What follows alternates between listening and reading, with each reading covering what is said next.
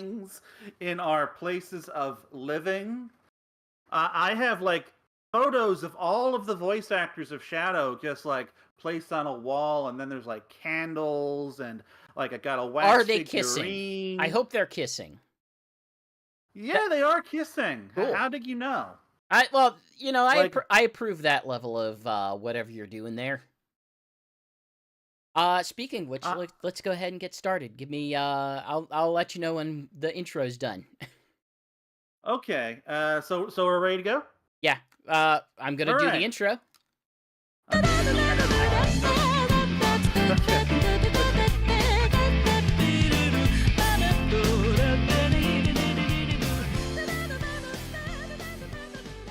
Go for it. Hello, everyone, and welcome to another episode of Sonic Talk. I am your host, Knuckles87, and with me today is the ever wonderful Shigs. Hello, everybody. And also GX, Uh, the one with the glasses. the era of Zavik is back. Zavik has returned, people.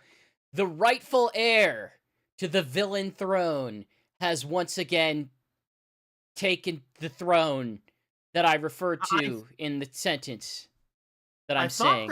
I thought that we were entering the era of Zaz. Look, every era is the era of Zaz, but until they announce Zaz for Sonic Rumble, then it's at least the era of Zavik. Look, if Sonic Rumble is going to have era of Zavik, Zaz, it I will like definitely get Zaz. Because you know what? Zaz is the only boss in Sonic Dash that isn't Eggman. So, like, he is way bigger than Zavik will ever be. No kidding, although we eventually did get Dr. Babel in one version of it. Oh, yeah, I need to play that.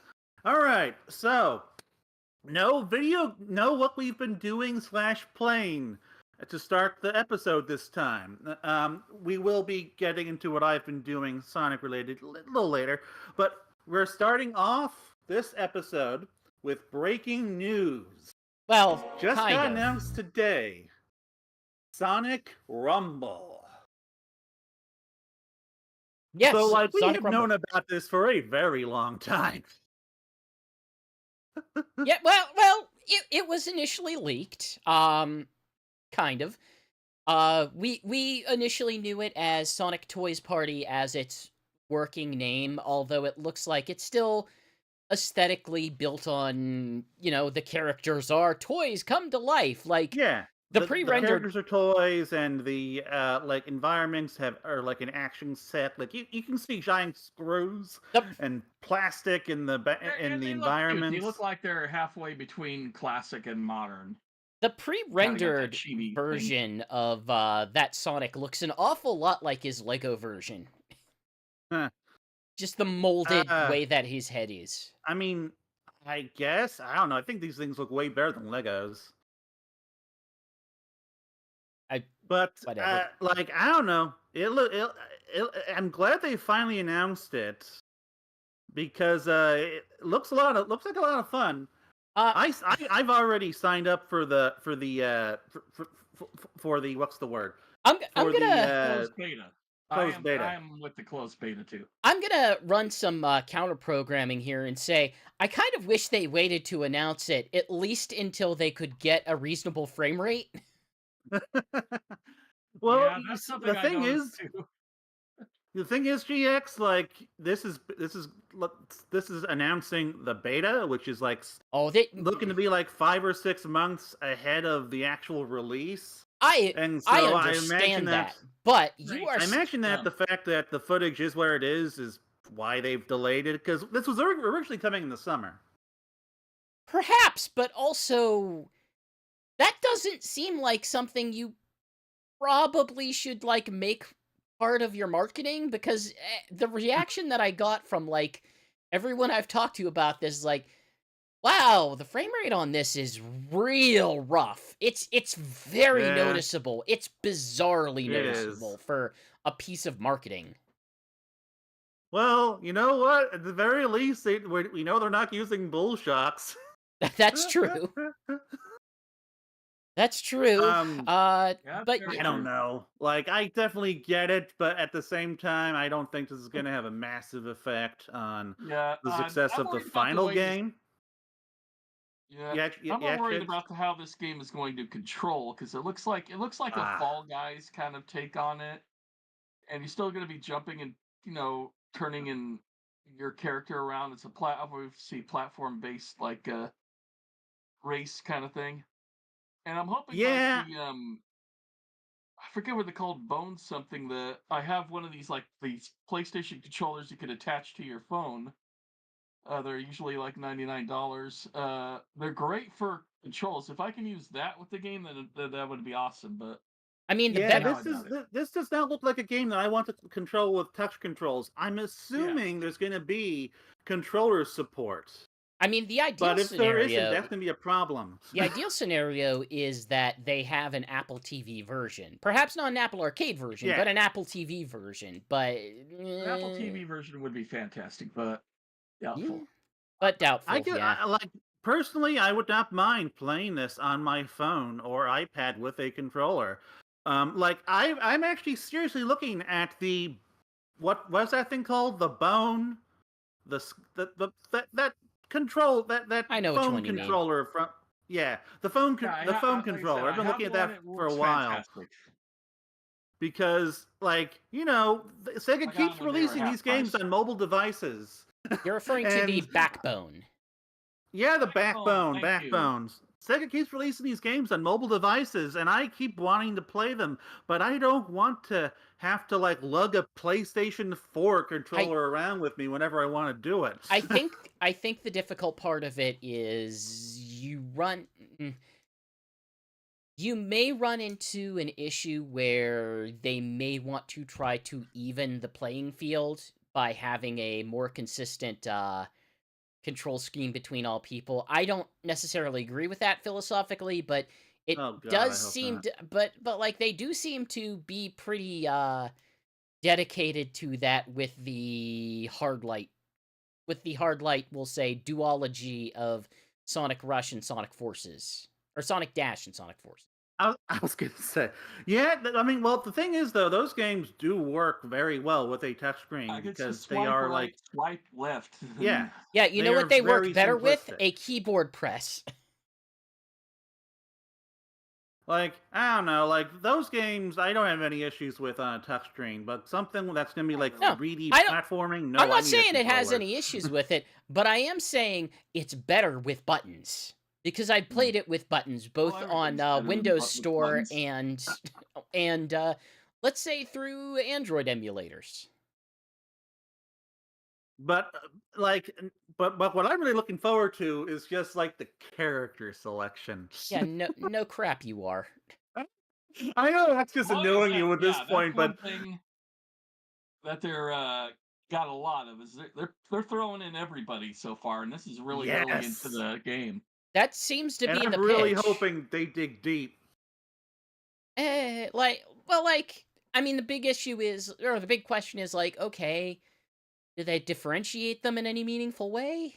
I doubt that. Like, Like that that Yeah, is just asking for that's asking for them to do way too well, much. I'm sure it's yeah. just Even at the purely beginning of the aesthetic. title screen, you're seeing Sonic racing at the same speed as Amy and Tails and everybody else. Yeah, well, it becomes a question of like, okay, do you go into a class structure like you do for a Sonic runners, where like you have certain characters that are flight themed that have certain abilities, certain that have speed, certain that are like a strength, because a lot of these characters do kind of fall into, natural organization of their, of their speed's archetypes. like strength. Yeah, Yeah. like that would be cool, but that's personally not what I'm expecting. Like I'm expecting the character selection to be purely aesthetic, like it is You're in thinking Sonic it's just gonna Dash be and Forces. skins.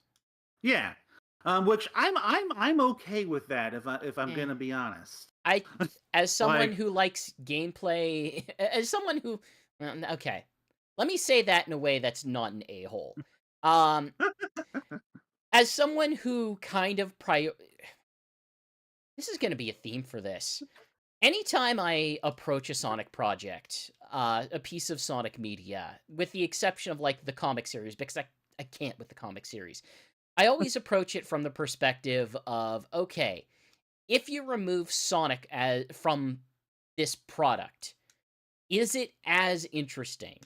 And some things are, and some things are not. So adding a bunch of characters that control the same doesn't do a whole lot for me because they control the same. I'm just getting a skin. Like, I don't Hmm. play Fortnite because I don't play Fortnite for a reason.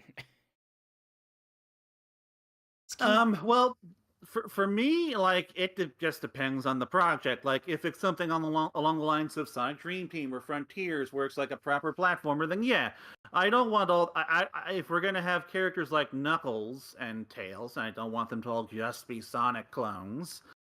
But like I just want them to nail the core gameplay in any Oh of yeah, these things. So absolutely. like if they get for me they just need to make all the characters make the general like central gameplay loop fun. Like it already looks like they are approaching this from a Sonic direction. The characters do seem to move faster. There's a homing attack. There's like it Right. doesn't It's look as slow and clumsy as Fall Guys does. yeah, I don't. Look, There were comparisons. Like I think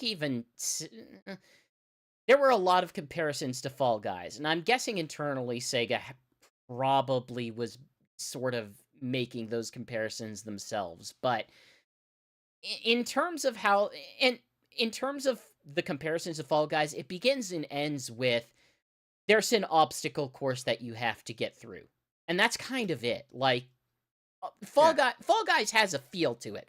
Fall Guys is built on the comedy of you cannot control these characters very well. They are very clumsy and you're gonna knock into things. And I appreciate that comedy and I enjoy kind of learning how to work within that comedy. I understand you do not. I do not. I fell off it the moment you stopped playing it on Sonic on I also almost every Sonic. I mean, I also fell off of it, but I mean that has a lot to do with my relationship with multiplayer games, and I don't expect this one to be much different in that regard. Oh I, no! I, Like Yeah. I don't think that I'm like I might spend some time with it. It might even be real cool, but I have exited the point in my life where I need to deal with where I am giving my time to a mobile game when I can give my time to like a more refined indie game that I like, or something that I can just load up on my Steam Deck for a few hours but before I go to bed or anything. hmm. Shigs thoughts. It's probably gonna be another one of those. Hey, this is kind of fun for 20 minutes or 10 minutes or whatever thing, and then go on to whatever else is going on because it's just disposable in that kind of sense. For me, Um, go on. One other thing I was gonna say is like if it's gonna be anything like say the Sonic Dash or Sonic Forces Speed Battle, it'll probably be another one where it's like, hey, there's a new skin coming out. Let's play this game for a little bit and then go on to something else. Hmm. For me, whether or not I engage with this game is going to depend on a few things. First thing, like I said before, is going to be whether or not it uses physical controls. If it doesn't, then I'm probably dropping it the moment it gets more than a couple days old. But another thing is going to be like how monetized it is. Cause so one unique thing about this game is that it is like the first Sega Rovio partnership, and so like now like they make it sound like Rovio and Sega are like working together to make this thing, but according to Midori, it's more along the lines of Sega is just using some Rovio's beacon tools for it. So like that does give me some pause because as we've discussed in the past, Rovio games are extremely monetized and very predatory, even by mobile Oh yeah. standards. Like they broke me in a way that Sonic Forces and Sonic Dash did not. Yeah, like Um, so Sonic Forces and Sonic Dash, like they're kind of aggressive at times. I would say that, but they're aggressive. They're aggressive in ways that are a bit more straightforward. Like you kind of have a sense of, well, yes, it's telling me to spend money quite often, but I have a good sense of what I am getting for that money. Uh, Rovio, I tell me if this impression seems accurate. They kind of understand that you have to obfuscate the value of things to make hmm. sure that the user does not actually know how much they are spending on something or how Yeah, much something is Yeah, worth. I that think this does is gonna seem be like right. the cable TV kind of motive where it's gonna start off pretty generous for the first few months and then get a little, you know, Oh, I don't trust them to start off penny generous. pinch here, penny pinch here as it goes. Because that's what happened with me with Speedstorm. They're getting greedier and greedier as time goes on. Hmm. I think you are more optimistic than me on that front. I personally don't get. I personally don't know what to expect. I just know I know what my limits are on mobile, and there eventually will become a point where it's like, okay, it feels like I can't do anything without them money grubbing. I'm kind of done, and like we'll see whether or not this game gets to that point. Because I'm like, oh, that's one of the things that kind of drove me away from Sonic Speed Simulator. Like, one, it just wasn't a very engaging game, if I'm being honest. But also, as they began to introduce more content, it began to feel more and more like, yeah, you can access this stuff if you're willing to wet our beaks a little bit. I'm all like, no, I don't want to wet your beaks at all. Your beaks, I want to keep them dry because game's not that fun. So like I don't know, we will just have to see. But one thing I am looking forward to is I'm looking forward to whether or not they're going to like do things like involve, say, the IDW characters. Like I would love to have a little toy Starlang in this game, or Surge, or Lanolin, like because one reason why I admit I don't mind the characters not having unique traits is that it does make the inclusion of characters like that significantly easier. So And yeah, go on. so the I suspect we're probably not gonna get those quickly, in part because one of the things that they appear to be highlighting is that they are going all in on, uh, we'll say we'll say, reskins Cosmetics. of existing characters, because whether it Yeah, be you already see Pirate Shadow and Pirate Sonic in here, so well, yeah, it's Yeah. gonna so be not only do we have Pirate Shadow and Pirate Sonic, Sonic with a they new hat. are including some form of the Sonic Forces avatar styled characters. Yeah. You can see their character models running alongside the other character models, and you can tell if they're gonna be having those, then they're also going to be, probably giving you ways to deck those out in. My Yeah. expectation is that the monetization is going to be heavily focused on cosmetics. Like, because in the earlier footage we saw stuff like Sonic in a top hat. And now, I would assume that my assumption has been that these skins that we're seeing are just like cosmetics you can buy the individual characters. And my hope is that, for the most part, you're going to be able to just get the characters easy, and it's the cosmetics they're going to charge you an arm and a leg for. That's the kind of thing I can live Nah, with. I'm totally seeing it as like 3 or 4 different kinds of currency type of thing instead of just buying directly. Because for Fortnite's the only one who seems to allow you to just, hey, if you want this skin, just buy it here, and that's it. Everybody else, they want it. You got to have their virtual currency to do anything. Well, the point I'm making is that they're going to charge you for the cosmetics. Yeah. So, like, the hacks and the special costumes themed after certain things or games or whatever. Because we know that the cosmetics exist as a separate thing from the characters, and so I don't think it's gonna be a situation where it's like, there's Shadow and then there's Pirate Shadow. I think it's gonna be like there's Shadow and then you can buy a pirate costume for him. Yeah, But I I can don't see know. that. Like, we'll just have to see how they monetize all this stuff. Um, but like, I guess in terms of the gameplay, it looks engaging enough. It kind of looks like simplistic Sonic R, if I'm being honest. I It I seems way more like Fall Guys than Sonic R to me. no, I don't I see mean, a Sonic R here. I see actual Yeah, I don't see. I platforming and agree with gameplay. hey, Sonic I R agree had with some GX. I don't platforming in see it. Sonic R in Sonic this. R did not have platforming in it. Sonic R had basically Sonic R was the characters control like race cars, and they could jump Yeah, sometimes for reasons, but it wasn't particularly useful. There was like one It was spot. very useful. No, it wasn't. You could use their jumping and gliding and flying and take all sorts of shortcuts. No, you just run into those shortcuts. You don't need to jump into them.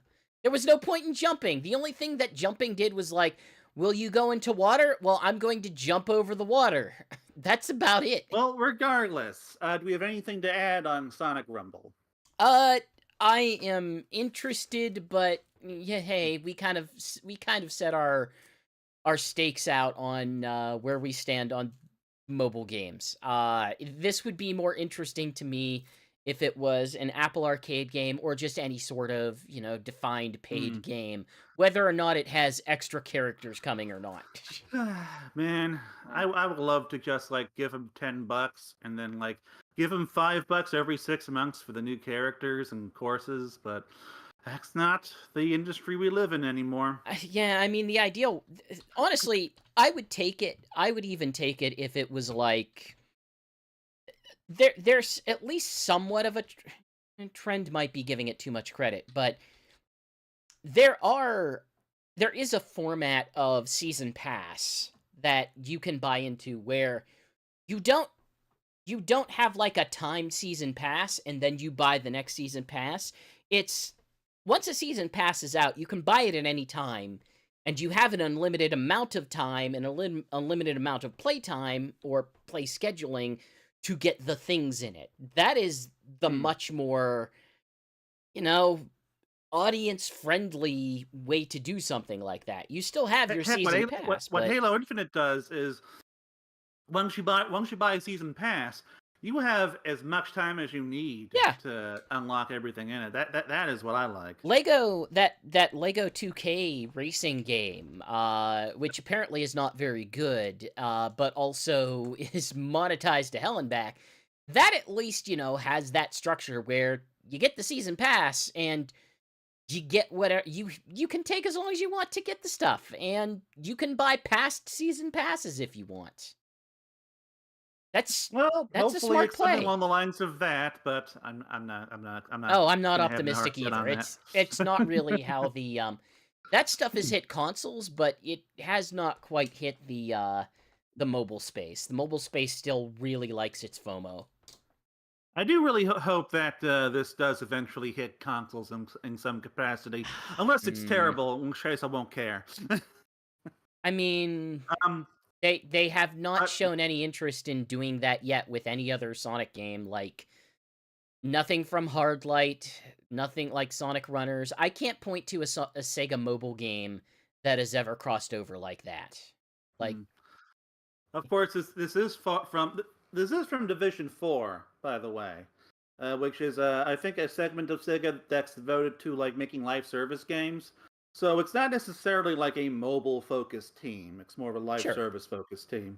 I'm surprised they haven't attempted to do anything mobile with Phantasy Star Online. That seems like the easy pitch. I don't know. Yeah, that is weird when I think about it. All right, so anything else before we move on?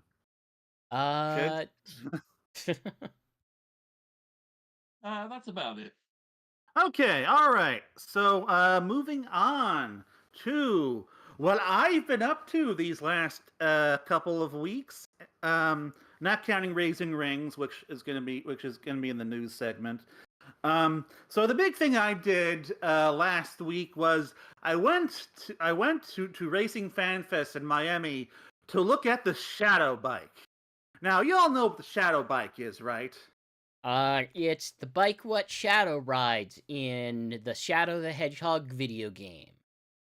Yes, it is Yep. a Shadow the Hedgehog themed bike built for the fearless year of Shadow that Sega God. decided to start in last month. And they've been touring the bike, I guess, as a means of driving up attention for their promotion or something. I don't know. The whole Fearless Year of Shadow Well, thing's the just Fearless Year weird. Shadow is also to promote Sonic 3. That's why it exists. Basically, I More than yeah. guess. anything. I mean, it's the I mean, collective. it seems like it's mostly promoting like the Sonic. When I was at the booth, it was mostly centered around promoting the Sonic brand. So you had like Sonic X Shadow Generations. You have lots of Sonic Lego stuff everywhere. They even had like a commercial from Fast Friends Forever playing up on the screen. Yeah. But yeah, I mean, to be fair, one of the things that they are highlighting with it is just like, hey, the movie's coming up. They're going to be releasing a game. They might as well, play up Shadow to some degree, I suppose. It doesn't hurt to They're kind of. devoting a whole year to them. But like the bike itself, as we can see on screen right now, is pretty cool. Like it's got all these glowing highlights and stuff. It's Oh got God! the shadow. That helmet is a problem. That helmet's not okay. I like that helmet. You shut up. His eyes are But above it, and his muzzle is underneath your eyes. You wear Sonic's eyes over your eyes. You could have just made the visor his eyes. You could have just done a Sonic Man. well, in any case, but yeah. So I forgot. There's also a cool car helmet. But the motorcycle's got like this Shadow the Hedgehog iconography on, like the logo from the games. It's got like Shadow's like red shapes on the top carved into the tire rubber. His weird And logo that Shadow's he name's on has it from twice. the Shadow game. What you say? The weird logo he has from the Shadow game. Was that logo ever used outside of the Shadow game except for recently? Like, I don't anytime. think so. Okay, I didn't think so, but like it has made a resurgence, we'll say. Yeah, and it's weird because it's like it's from this awful game from 2005 that no one has acknowledged. It's like the Mephiles toy. But regardless, like so the bike is shiny, it's cool. They did not let me sit on it, even though I know for a fact that someone who arrived like earlier in the day was allowed to sit on it because they posted the photos on Twitter, but I did not, and so Oh, I guess I touched this. I Sit touched on the it, seat. Alex. you should That's you It's should it's really leather. old. you should have pulled fake out leather. a. Do you know who I am? Do you know who I write for? I did ask them if they. I did ask the lady who was running it whether or not she got the message from their PR that they reached out to us, and I was the person they I can, reached out to, but she had no idea I who can I see was. yeah, I can see them Honestly, dragging them like out of the building. Rubes, you're all like the rubes. the most frustrating thing about this whole event for me was that I had to drive an hour to Miami. And okay, so like it's not as bad as Los Angeles. So Shigs should just laugh at me if you Yeah, have any kind because of I live in reaction. the part of Oregon where I have to drive at least a half hour to get pretty much Well, my anywhere issue important. isn't the length. My issue is the traffic. Miami is a terrible I place to drive. uh, Everyone there is those insane. Oregon No one routes. knows how to drive. I nearly got hit like 3 times trying to see this goddamn bike.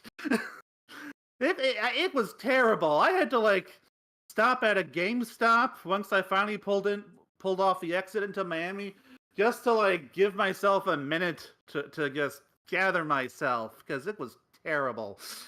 But honestly, it wasn't worth it. But I'm so glad I did it because I haven't gotten to do something like this in a couple of years, and so this was just fun. Even though like I had to pay $40 for parking. um, but regardless, so yeah, so I went to see the Shadow Bike. It was neat. You can get my guided tour on YouTube. I do talk throughout this entire video that GX is showing. I think I'm about to touch the seat. Yeah, there we go. See, it's leather. It's leather. Anyway, Real so just hedgehog moving on very leather. quickly. to Knuckles Week. So I reviewed Knuckles Chaotix. I still like it. It turns out, like I do still see some issues with it. I'm not a huge fan of how segmented the levels can be. The levels do feel a little slapped together, kind of basic, but it still gets fun to run through and jump through. I really just enjoy messing with the bungee cord mechanic. I gotta agree. I really enjoy that game. I do not. It's not a great game, but it's a nice guilty pleasure. The problem is you get the maximum amount of fun in the tutorial level, and it's like, oh, now I actually have to play a game with this mechanic. I got my fun already. I'm done with this. Oh wait, and everything's neon green now and purple? Like, what's going on here? But I guess it's such a unique game within classic Sonic because, like, there's a hub world, and the levels and the characters are both selected through this stupid, like, random mechanic, like combi capture and what's the word, a level roulette. Not a huge fan of that, but I love how versatile the characters can be. Like SBO can run along the walls and ceiling. Vector can like dash in every direction and climb walls. Mighty can like jump off walls, and Charmy just flies. No argument that the characters are absolutely interesting, and honestly, like if you just had those characters on their own in a Sonic game, that would be interesting and fun. And I have played some amount of mods that do add them to other Sonic games, and it is fun and interesting. But I just wish that, like, hey, it wasn't isolated to this game whose level design I think is bad. Mm. And on top of that, I do just enjoy the bungee cord. I like using that to get around the level, to get myself some momentum. Like I will admit, it has its issues. It makes things a little too chaotic. It can make things feel a little too random at times. But like it's also just pretty unintended. What you say? Oh yeah, no, that was intended. I think I made that joke in my review. But it's still just a game that is just very easy for me to enjoy, so long as I don't like just expect a super refined experience out of it. Like I feel like when I play the game when I try to like meet the game in what it's trying to do instead of trying to play like a classic Sonic game, it becomes much more entertaining to play, and it's never gonna like I'm never gonna enjoy it more than any of the classic Sonic games outside of Sonic 1. I'm never gonna enjoy them more than Triple Trouble. I think I even like Sonic CD more now. But just for what it is, it's just a unique, fun little experience. That just that's just fun to play for a couple hours. You're really selling it. Really, and playing that stream really, playing on stream really kind of cemented that for me. It just tells, like, my takeaway from this is like, I like all of the Sonic games. That's my takeaway. All of the Sonic games. Spinball is putrid. You're just bad at it. And so is Sonic Blast. And Shadow the Hedgehog and Sonic 06 and Sonic Jam Game Common. Okay, I'm done. But, okay. But, like, yeah, so you can check out my review. I gave it 3 out of 5 red ring stars, or whatever we call it. Oh, no, 3.5. I gave 3.5 stars. And, yeah, so that was kind of how I ended out Knuckles Week, and it was fun. So, moving on to, all right, so this is... What are we moving on to? Moving on to Tell regular me. news now. Help me out here. I don't know what we're moving on to. We're moving on to Kess, which is kind of more your thing than me, the new Sonic tabletop. Oh, okay. I thought we had more Knuckles Week going. Are we just talking about Chaotix and that's it? Well, like the other Knuckles Week thing would be my review, and like we already went into things like the Knuckles Legacy thing. So yeah, like I think that's it. Okay. Hey, Kess, makers of the I don't know what you would call it, like the Oh, Fripies. Sorry. Um, I forgot. As part of Knuckles Week, I also did get to play. I got back into Sonic Dash. well, I'm not changing the background. You're gonna All have right, to that's talk over fine. this. So Sonic Dash is a game I've kind of been ignoring for a while, but Serious Knuckles dragged me back in because Serious Knuckles is really cool in that game because he drives a motorcycle. I And didn't play him in Sonic Dash, but I did unlock him in the Sonic Forces. well, Which he's way cooler in Sonic Dash because in Sonic Dash he's always riding his motorcycle, and that's just really cool to.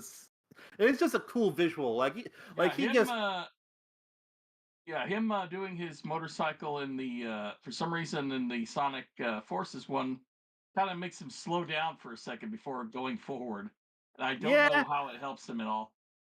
Well, the thing about the bike is that it goes through everything. So I assume that the fact that it gets delayed a second is just kind of meant to balance that out because he's invincible during the whole thing. But regardless, in Sonic Dash, the bike can homing attack. He sends the bike into the fish robots. When he's fighting a boss, he just hits them with the front of his bike, and it's just so hilarious. I mean, look, man, I've played Freedom Planet. So it's probably the coolest thing Sonic Dash has done in a while, at least in terms of new characters. Yeah, Unfortunately, it's not. I mean, the one thing you can reasonably say about it is they have to have new animations for this thing as opposed to many of the other characters, which kind of feel like they just mapped the existing animations onto these characters.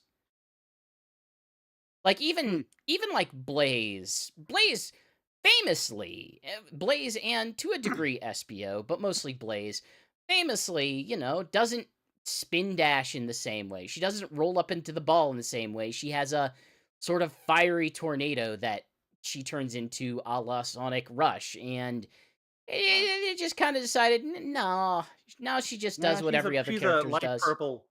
She's a light purple ball now. Yeah. Even Pac-Man goes through a lot of the similar animations that every other character does. Like when Serious Knuckles jumps, his whole bike goes up. Yeah.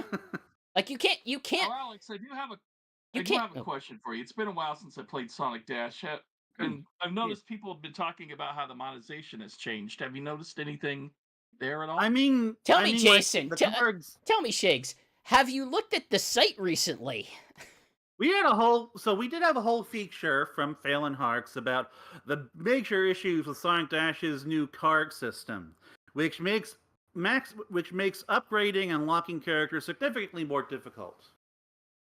Now personally, I didn't have as much of an issue as Phelan did, but I tend to have a lot more patience with these systems than a lot of people, I think. So I'm not. You can't really base things off of my experience, and I will still admit that you have to do a lot to max out characters now because basically the big bad thing Sonic Dash introduced this thing called a character card limit, where after you collect about 1,900 cards, you cannot get any more for the rest of the day, basically until 8 p.m. of the following day. Okay, 1,900. What's 1,900 worth in the context of the game? Well, the thing is, it throws you lots of junk cards that you cannot avoid. If you do that thing if you do the tricks between every single track, it will just throw 100 junk cards at you from common characters like Sonic and Knuckles and Amy. Characters that you don't really need to upgrade anymore. Does it continue to give you cards of characters that you have 100% upgraded? Yes, it does. That's a bad system. Knuckles that sucks. And Sonic before the new system, and it still just throws me hundreds of cards every single playthrough. Yeah, for those that's characters. a real bad system. Yeah. And like what I ended up doing for Knuckles was I just stopped doing the tricks. And that does cost you red rings. That But does also cost you gold rings. It it does also cost you but red more rings. no, but more importantly, that costs you score, and this is a score attack game. Yeah, so I have to sacrifice that until I know I'm close to my card limit. They turned a score like they are turning the score attack game into, I don't know, get a bunch of crap. Yeah. And that is unfortunate. I don't know how long I'm gonna stick with Sonic Dash. I'm still playing it. Um, but yeah, it's a bad system. Hey, It's just a bad hey, system. just this is your reminder to all listeners that the sunk cost fallacy is real, and you don't need to participate in it. Yes, This is true for Angry you, Birds 2 almost got Knuckles. me with that. This is true for everyone on staff, although I'm specifying a particular person, and this is absolutely true to the Mhm. audience. If you don't like the way that a game is respecting or disrespecting your time and attention, then do not play that game. Do not let it control you just because it might have a just because Malibu Stacy gets a new hat. Fun fact: if you wanted to get Knuckles with the hat, you could just spend $30 whole on it. God. Like it's technically selling you 150 cards, but that's also the number of cards that you needed to unlock him. Uh, um, but like okay, so for Knuckles Week, you can check out I did a couple videos for the Knuckles events on our YouTube. You can check out my Knuckles History of Knuckles article, which goes super duper in depth. You can check out Phelan Hart's Knuckles merchandise article over on Sonic Stadium. You can look at my Knuckles Chaotix review and my Knuckles series review, and also the staff Knuckles roundtable. Finally, you can also check out streams that I did for Knuckles Week that went through both Knuckles Story and Sonic Adventure and Knuckles Chaotix on the Sonic Stadium YouTube. So, Sonic Boom Knuckles is still the best one. The children are wrong. He is the best. I mean, there's a reason why I used his image for your entry in the Knuckles Memory Roundtable thing. But yeah, he is the best part of that show. Anyway, so moving on to the tabletop game that's been sitting in the background for Yeah. however long. It's great because we don't know anything about it. So you've got to look at this for no reason because it exists and it has a logo and it has a badly proportioned picture of Sonic and Knuckles where Shadow looks way bigger than Sonic for some reason. Like, it's bizarre. I don't know what they're doing here. I think they used like two separate images from like two separate parts in Sonic's history because yeah, I think I'm pretty sure that Shadow art is from like Sonic Adventure 2 Battle and the Sonic art is from like 10 years ago. Yeah, you kind of nailed it. Like, I couldn't track down the specific game for that Sonic, but that Shadow is 100% Sonic Adventure 2. I don't know what's going on here. The logo basically is evoking Sonic Adventure 2, so, you know, good chance that our Fearless Year of Shadow is continuing with, like, hey, we're going to capitalize on Sonic Adventure 2 in all of the ways that we reasonably can. But yeah, like, the original Kess game that I played, Sonic Roll, I rather liked it. I thought it was a better single-player game than it was a multiplayer game. I have some issues with the character roles that they had, but by and large, I'm like... gonna stop you for a second. Can that game be played single player? Yeah, look, man. Look, man, do you need me to get... I got it, and I never haven't touched it yet because I thought it was multiplayer. No, if you just open it up, you're gonna have a... Like, okay. You're gonna have a hard time with the instructions because they have too many things that they're trying to do. They have too many things to keep track of, and it's going to eat your table. But you can 100% play that game single player. And personally, Man, I think didn't it's know a better any tabletop experience. game could be single player. There's a genre of tabletop games that are all solitaire single player games, and there's some really good ones. And I would say that Sonic Roll is not the best one of those. It's not even the best one of those that is sort of like push your luck dice focused, but it's pretty solid for what it's doing. It makes me quite. God dang, does it have a lot of dice? I have games with more dice than that. I have some significant games with a lot more dice than that. But yeah, it's neat. It has made me interested in at least seeing what they do with this other game. Check out Sonic Roll. I think if you are an experienced tabletop player, then I think you can wrap your head around it. If you have never played a tabletop, like a hobbyist tabletop game before, I think it's going to be too difficult. Yeah. Speaking of the Fearless Year of Shadow, we totally need to do a Shadow Week this year. Yeah, have fun with that. Come on, you can help. So moving on. Hey, I can do a lot of things sets. that I On don't that do. So I often rag on Lego because I think Lego's kind of ugly and boring. Because you don't like these you do not have an engineering bone in your body, is what I've learned. You You struggle don't with like basic fun. problem solving. Yes, I do. But these Lego sets genuinely interest me. Like they look do? genuinely cool. Specifically, What? the Knuckles one with the Master Emerald Shrine. Oh, well. Which is kind of a little frustrating because this is a set where you're going to have to buy another set Sure to is. get the complete set out of it. Sure is. Wait, really? It doesn't come with because the you have emerald. Master Emerald in the Master Emerald Shrine. You need to buy the mech. Emerald comes with Yes. the Knuckles versus Rouge set.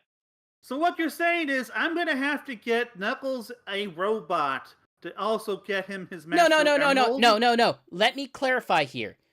You get to get Knuckles with a robot. It's not that you have to, it's that you get the pleasure of getting Knuckles with a robot in order to also get the Emerald and the Shrine. Sure, I guess that's a way to look at it.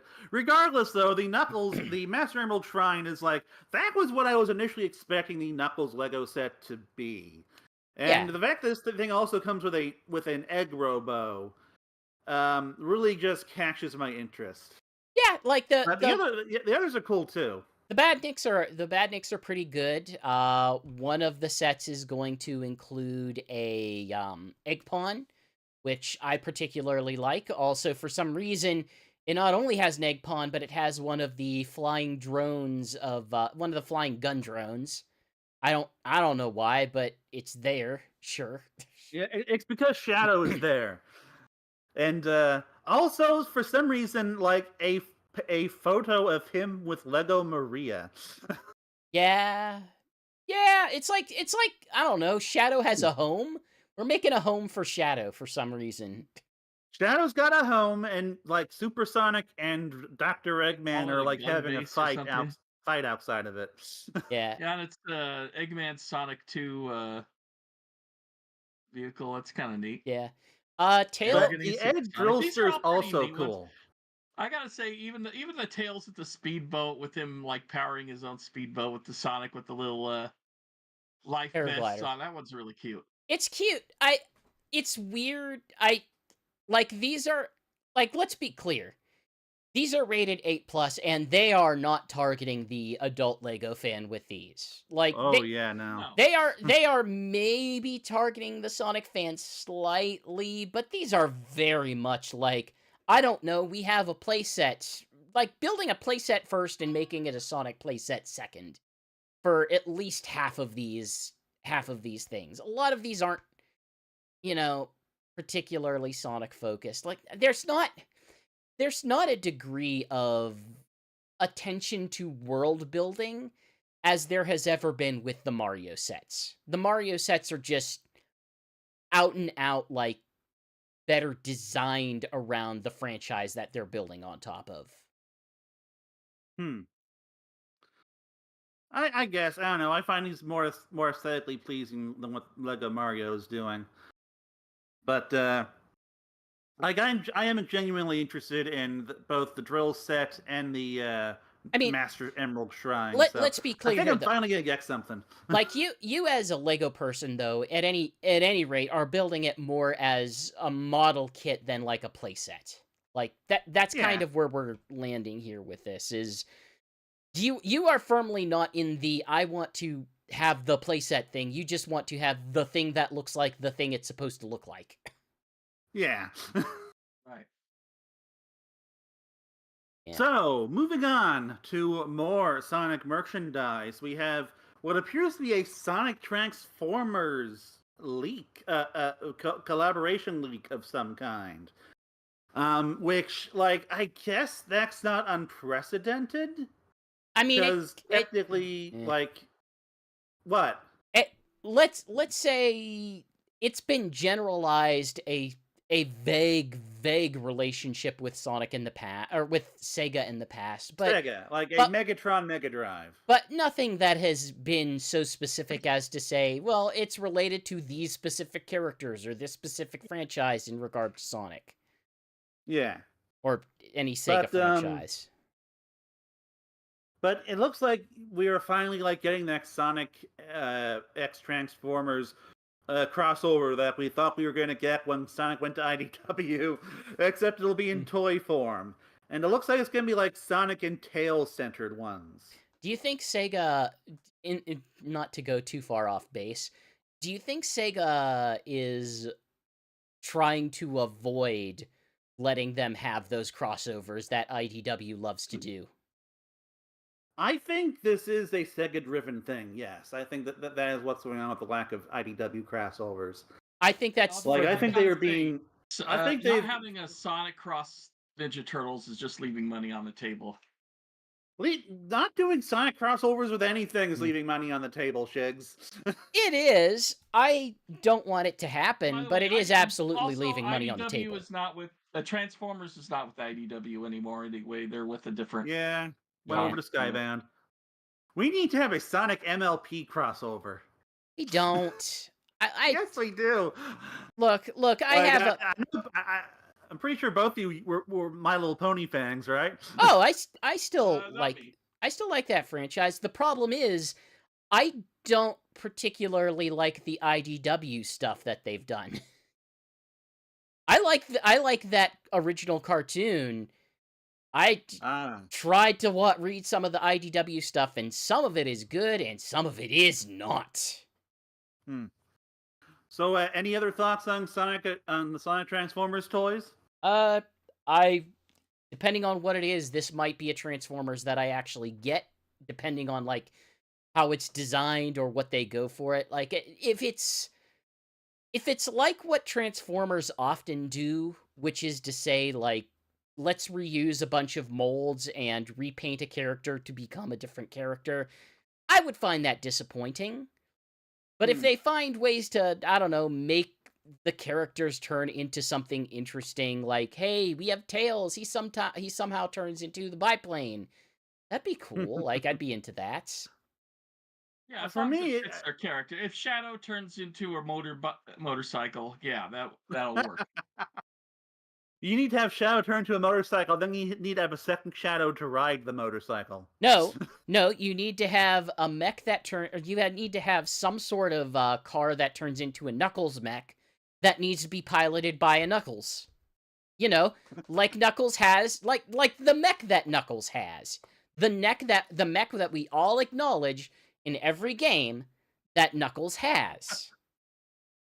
For me, it's just going to depend on whether or not it looks cool and is not too expensive. If it's both of those things, I'm going to be tempted. I don't know. What do Transformers run these days? I don't know. Like, I just know that the Optimus Prime one that be expensive, is like, and a lot of the rest of them are kind of cheap nowadays. The modern stuff. Well, they're certainly not making what's their high-end class? They're certainly not making like the die-cast ones in Sonic form. The only Transformers I've ever been tempted by is by like that $500 Optimus Prime remote control thing that can transform and talk and stuff. I have an Optimus Prime Lego set. It's neat. And actually, yeah, that one's kind of tempting because that one can transform on its own as well. Not on its own, but again, it's like $500, so. So moving on, Raising Rings, the charity event that was raising money for special effect reached its goal of £10,000, aka over $13,000. And GX, both you and I dig stuff for this. Yeah, we did. We did. We both ran streams during the event in effort to raise money. Your stream is up on the YouTube right now. My Sega Sonic Radio stream is currently up on the YouTube, and we have a new YouTube channel dedicated to Sega Sonic Radio. You can go check it out. It's also up on the website, sonicstadium.org. I also have, let's say, like a weird experimental stream that I have going on there that where I attempted to play a randomizer. Well, not a shuffler with multiple mods of Sonic 1 that shifted every 10 seconds. And hey, did you know that Labyrinth Zone is a pain in the butt and is a substantially bigger pain in the butt whenever you swap positions every 10 seconds? It is. Yes. Like, anyone could have predicted that. And then you decided that you were going to arbitrarily just restart the character at Act 1 every time you got a game over. Yeah, I felt like I had to take some degree of punishment for getting a game over. Like, the punishment should have just been, I've got to start at the beginning of Act 2 of Labyrinth Zone. Probably. So I'll make another attempt at that. But more importantly, hey, they reached their goal here, and I wasn't sure based on the early stuff, but absolutely near the end there, it got to where it wanted to be, and that's I got like great. 10,600. We obviously we want to highlight that this was organized by Sam Procrastinates and included not merely us, but a whole cavalcade of different streamers across the Sonic streaming space. Sam Procrastinate was great. He actually visited my stream right as I settled some technical difficulties, and I thought, oh, good. He missed all of that, and then I accidentally left the splash screen on for like 3 minutes until he pointed out, and he was thankfully a good sport about that.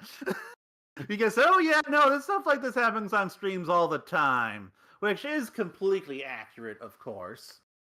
Yeah. Now, I streamed Sonic Superstars, Golden Capital specifically, followed by just some random levels in Sonic Adventure 2 Battle, because I just felt like playing Sonic Adventure 2 Battle, and I couldn't get Sonic Generations to work on stream, which wasn't great.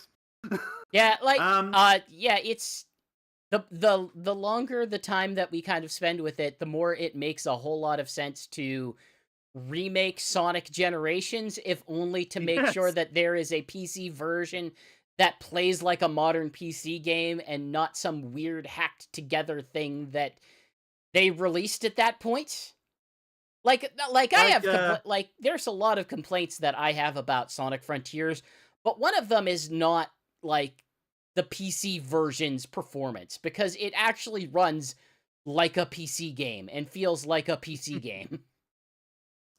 Yeah, and normally my plan was, okay, in the final hour I'm going to make sure that all the games I want to play or might want to play are working. But I was stupid enough to be a Jew who had dairy, and that was not smart, and unfortunately I couldn't get to Sonic Generations before it started, and so I couldn't get it to launch, and at that point it's just like, okay, I know Sonic Superstars works, so I'm just going to do that.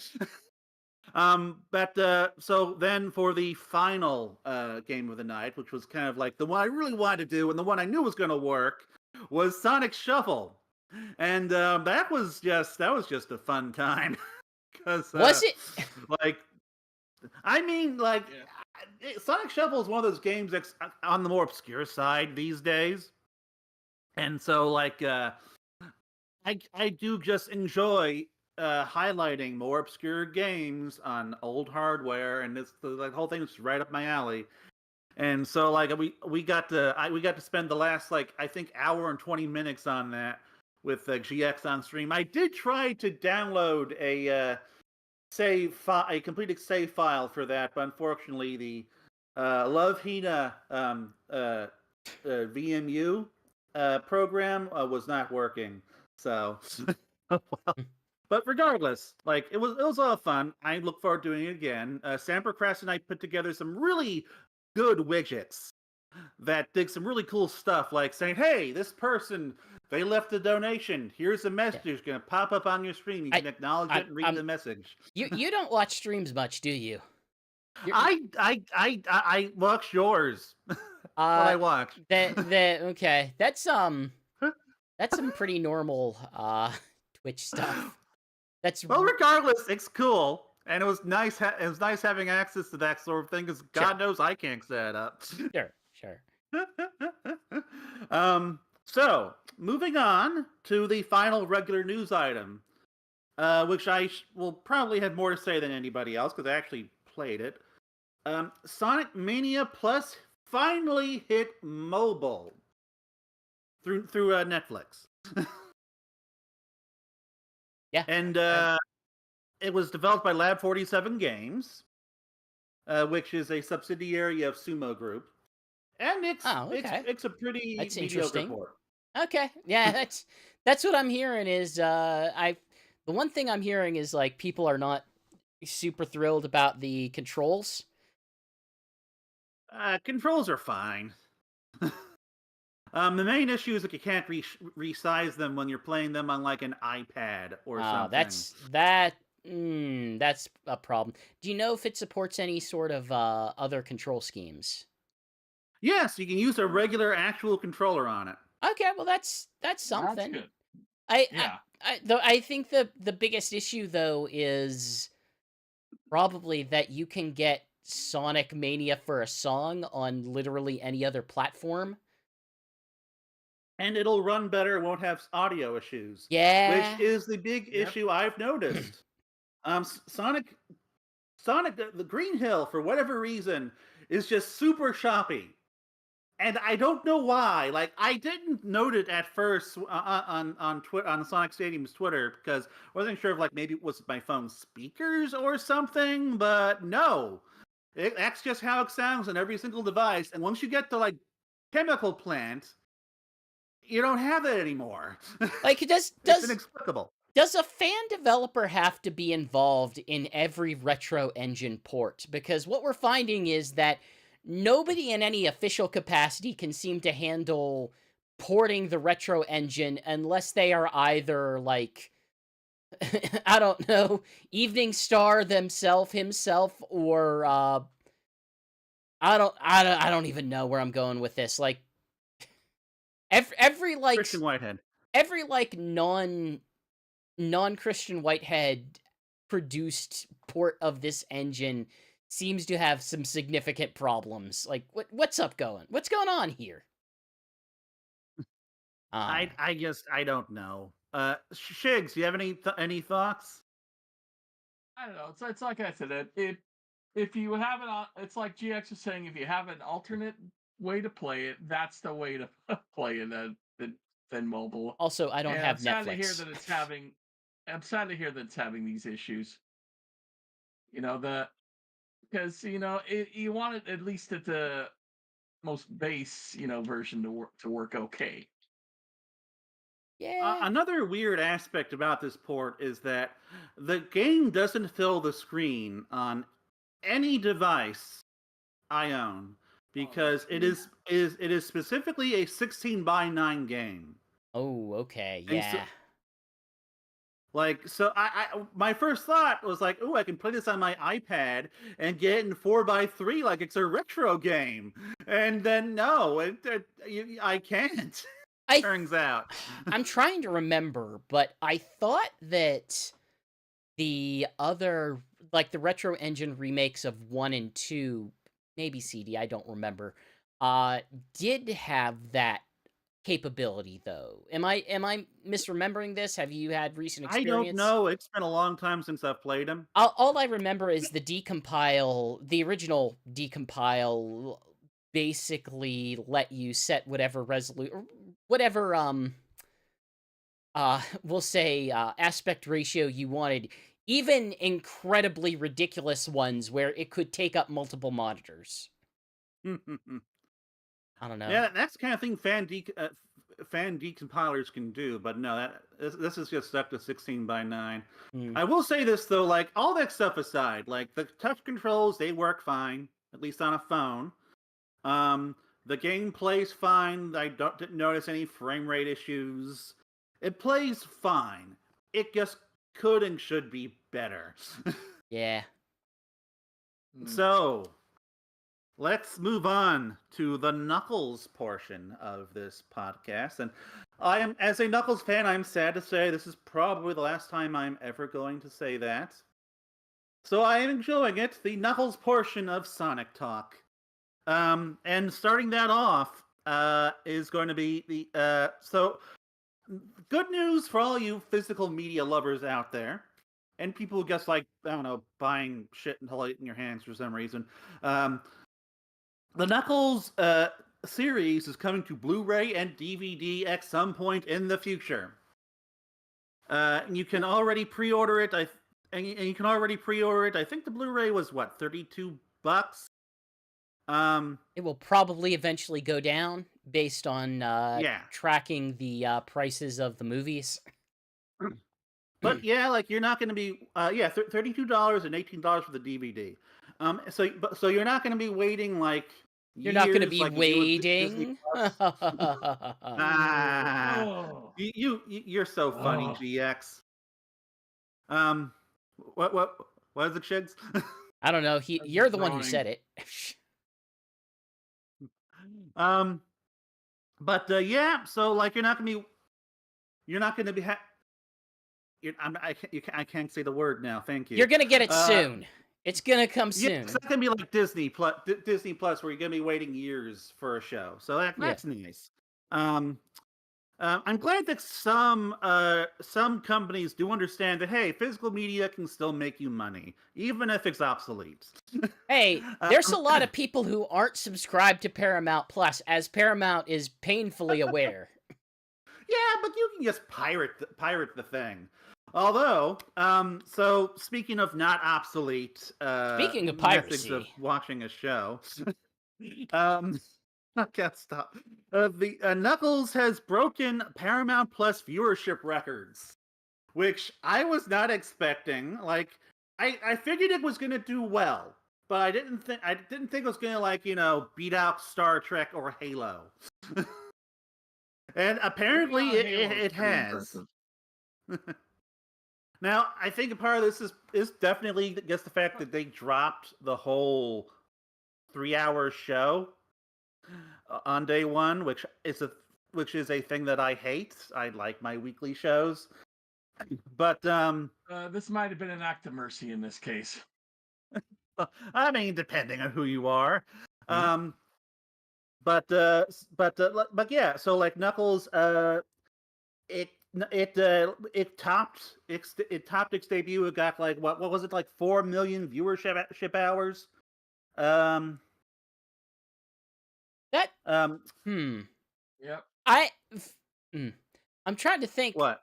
Unfortunately, that for that to be the high mark, I think speaks more to Paramount Plus than it does about Knuckles, unfortunately. Well, Knuckles also this isn't covered in here, but it also did very favorably against the other streamers, including Netflix, which binge drops all of its shows. Okay, I'll take it then. Yeah. It wasn't number one, but like it did. I think it beat Fallout or something. Jeez, are you kidding me? No one will shut up about Fallout. Yeah, I watched all of Fallout, and I ended up playing Fallout 4. I loved Fallout so much because Fallout you and everyone else, Shigs. Yeah, like Fallout is really what really shows what a gaming property can do when it's respected. Oh my god. Yeah, it is one of the best of the video game adaptations. But I don't remember the exact context. I'm not going to look it up. But but the point is, it's done quite well for itself. In addition to that, it's also rubbed off on the other Sonic shows. Like like Adventures of Sonic the Hedgehog did chart in the top 10. Let's see. Which is the nonsense entire because it was like the least viewed Sonic show whenever Netflix was releasing their data on Now, wait a minute. Those adventures on Paramount Plus and not none of the other cartoons were on Paramount Oh Plus? no. Well, okay. So the entire Sonic brand received a massive 278% increase in viewership across the entirety of the Paramount Plus platform. In the US, this included both Sonic the Hedgehog movies, Adventures of Sonic the Hedgehog, Sonic Sat-Am, and Sonic Underground. basically But anything. Adventures of was the one that charted. Basically Yeah, 'cause anything I'm that saying Cookie it's Jar would be real willing to like sell rights for a song because like not Cookie Jar geez, I guess it would still be DHS to an extent, but like those rights are so cheap at this point. They just have the episodes up on Oh, yeah. YouTube if you want to go see them. YouTube, they have them up on Netflix and Paramount Plus. And in this case, it's what's conveniently on Paramount Plus at the time. And if it's Yeah. Adventures of Sonic the Hedgehog or Sat-Am, that's what they'll watch. And it is important to It's note that just- Star Trek and- Discovery is in the mix of a new season right now. And Adventures of Sonic the Hedgehog is more of a Oh no. a comedy than Sat-Am is. Yeah, and also like there's just more episodes, so that's more hours of viewership they can get. I mean, I think the most apt comparison is probably Boom. Yeah. But okay, Boom's not on so Paramount, and I think that's why why Adventures got increased numbers. Is that Boom was people are doing just very jumping well over. Yeah, Boom was Yeah. doing very well on Netflix when last we got numbers. I should be checking soon Yeah, to see if like, we've got more numbers. just like how Knuckles has boosted these shows, Sonic Prime was boosting the stuff over at Netflix as well. Sonic X, Sonic Boom. Well, we have numbers. I can't speak with authority to say how those numbers compare. I just know Yeah. that there were numbers. Like, kids are watching other Sonic shows after watching the big Sonic show. God help them. Which is pretty cool in my opinion. And it's one thing I noticed is that on my like Amazon TV now, they have advertisements for other streaming shows. Now they have the World of Sonic the Hedgehog with the links to Sonic 1, Sonic 2, and the Knuckles series. Like they're making it like it's the cinematic universe now. I mean, they do want an Avengers level action flick at good some Lord. point of this, like every studio does, and Paramount absolutely cannot afford to have. Ooh, looking Yeah, forward to well, my that's Blaze not the Cat direction series. They tend to go. They just tend to go. They want an action Jeff Fallon and the crew just makes action comedies. They're not really making anything epic. And like I was saying to GX on the chat before, I think a lot of Shadow fans are going to be very disappointed when this movie comes along, and it's still Yeah. a wacky comedy in a lot of regards. Yup. Like I don't know what people are thinking that this is going to become. It's like, well, no, it's gonna completely evolve. It's like, no, Jeff Fowler's still directing. It's still probably gonna be the same or similar writers. Like the Knuckles my series is hope- kind of a weird offshoot because it does have different directors across, and you can really tell that it does. But this is gonna be like the other two movies to a degree. Like Sonic 2 is My undoubtedly a better movie, but it's not Yeah. that far removed from the first movie. My hope for Sonic 3 is that they focus a little more on the CG characters. They focus the actual plot more, the actual like running time of the movie more on those characters. They don't do any kind of wedding type scene. They just cut that stuff, But- and they lean a little more into like slightly more serious storytelling and not letting things get quite as goofy. So But I'm Knuckles, not like Knuckles, expecting Now, Alex a- Todd's Knuckles. got to get his cousin to the bar mitzvah. Knuckles. That's going to be the whole plot. so Knuckles. yes, Knuckles. yes, What in the yes. what in the Knuckles TV series gives you faith for that? I mean, nothing. It actually gives me less faith. I'm just saying that's what I hope to see. But because like it's based off of a more serious storyline where like a little girl dies. But we'll see.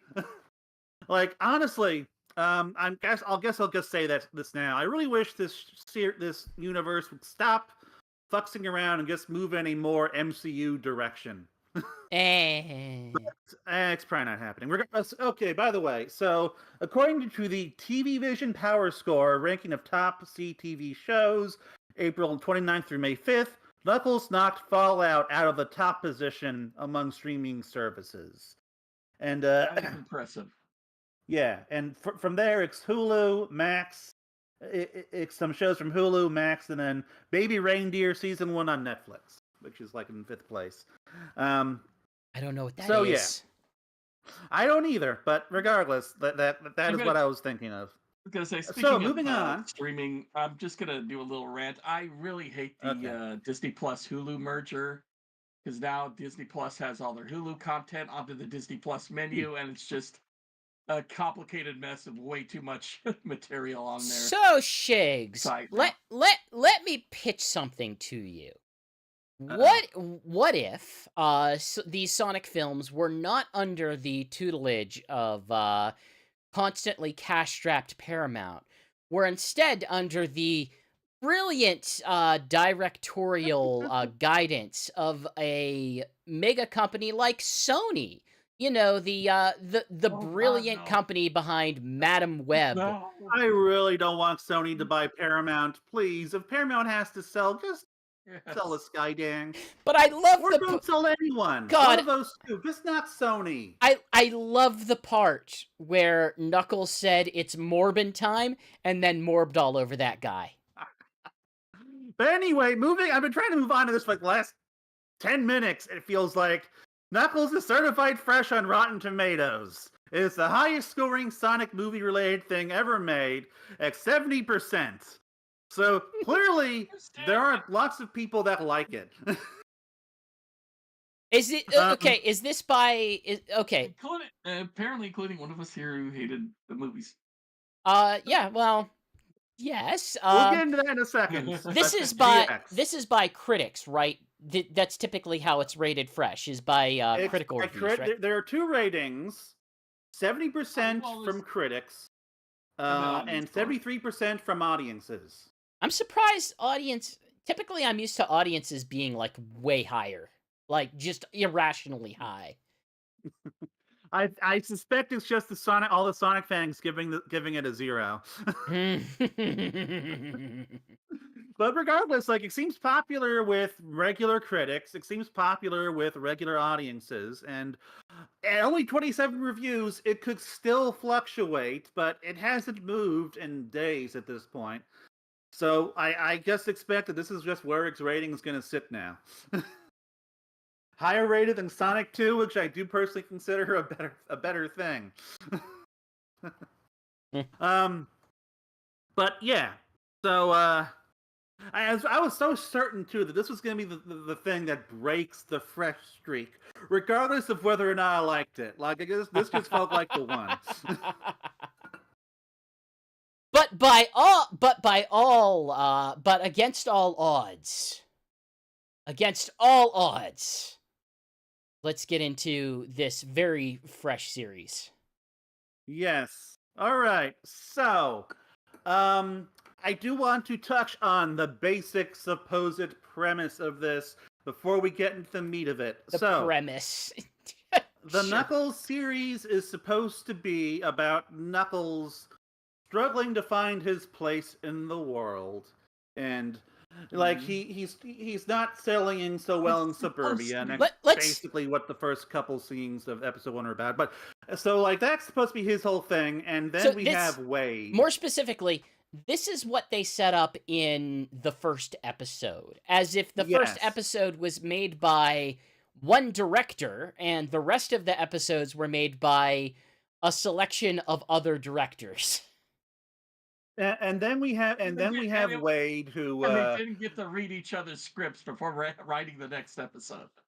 And then we have Wade, who is trying to trying to qualify for a bowling tournament and has father issues and doesn't seem to have a lot of confidence in himself. Has a lot of And the family premise of the issues, really. series is supposed to be Knuckles, while he's finding his place in the world, is told by the ghost of Chief Pachacamac from Sonic Adventure. I'm sorry, what? To Chief Pachacamac. Chief Patch Mac? Chief Pac-Man. Fun fact, for like 15 years I called him Chief Pachacamac, and apparently it's Pachacamac. So like I was missing like a whole consonant. But so Knuckles is supposed to train Wade for Knuckles reasons that are never given by ex-gun agents. Like there's no meaningful reason why he is tasked with training Wade. It's just like the gods say train Wade. He's a special guy. In reality, this is just a show about Wade winning a bowling tournament and getting into some weird shenanigans along the way. And Knuckles is also there. It's not even about Wade winning a bowling tournament. It's about Wade. I mean, he does win the bowling tournament, but it's not about that. It's about Wade basically learning to have, confidence. It's about Wade It's about a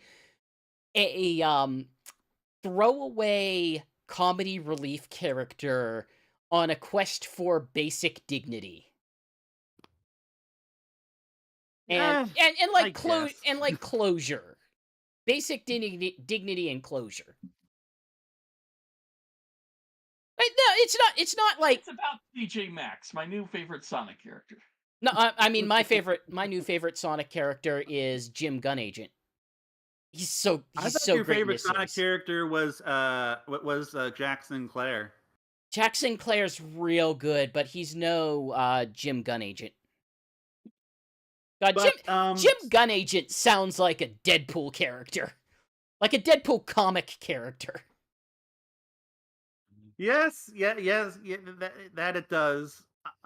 Honestly, that joke didn't land for me because of everything surrounding it, but I'm glad it's doing good for you. So basically, I reviewed it. I decided I'm not a huge fan of it. It's okay. 2.5 out of 5 stars. You can read my review on Sonic Stadium. We're done. Goodbye. No, okay. But yeah. So like, hey, I control the tech. I get to turn off when this podcast is over. But I don't despise this like a lot of Sonic fans. But I definitely don't love it or even necessarily like it. It's fine. It's okay. I gave it a 5 out of 10, and my reviews on Twitter. If anybody follows me, we basically both gave it the same score. Oh my god. Yep. And meanwhile, GX. Okay. Go on. Okay. Let me preface this with something. So I'm gonna preface this with a question.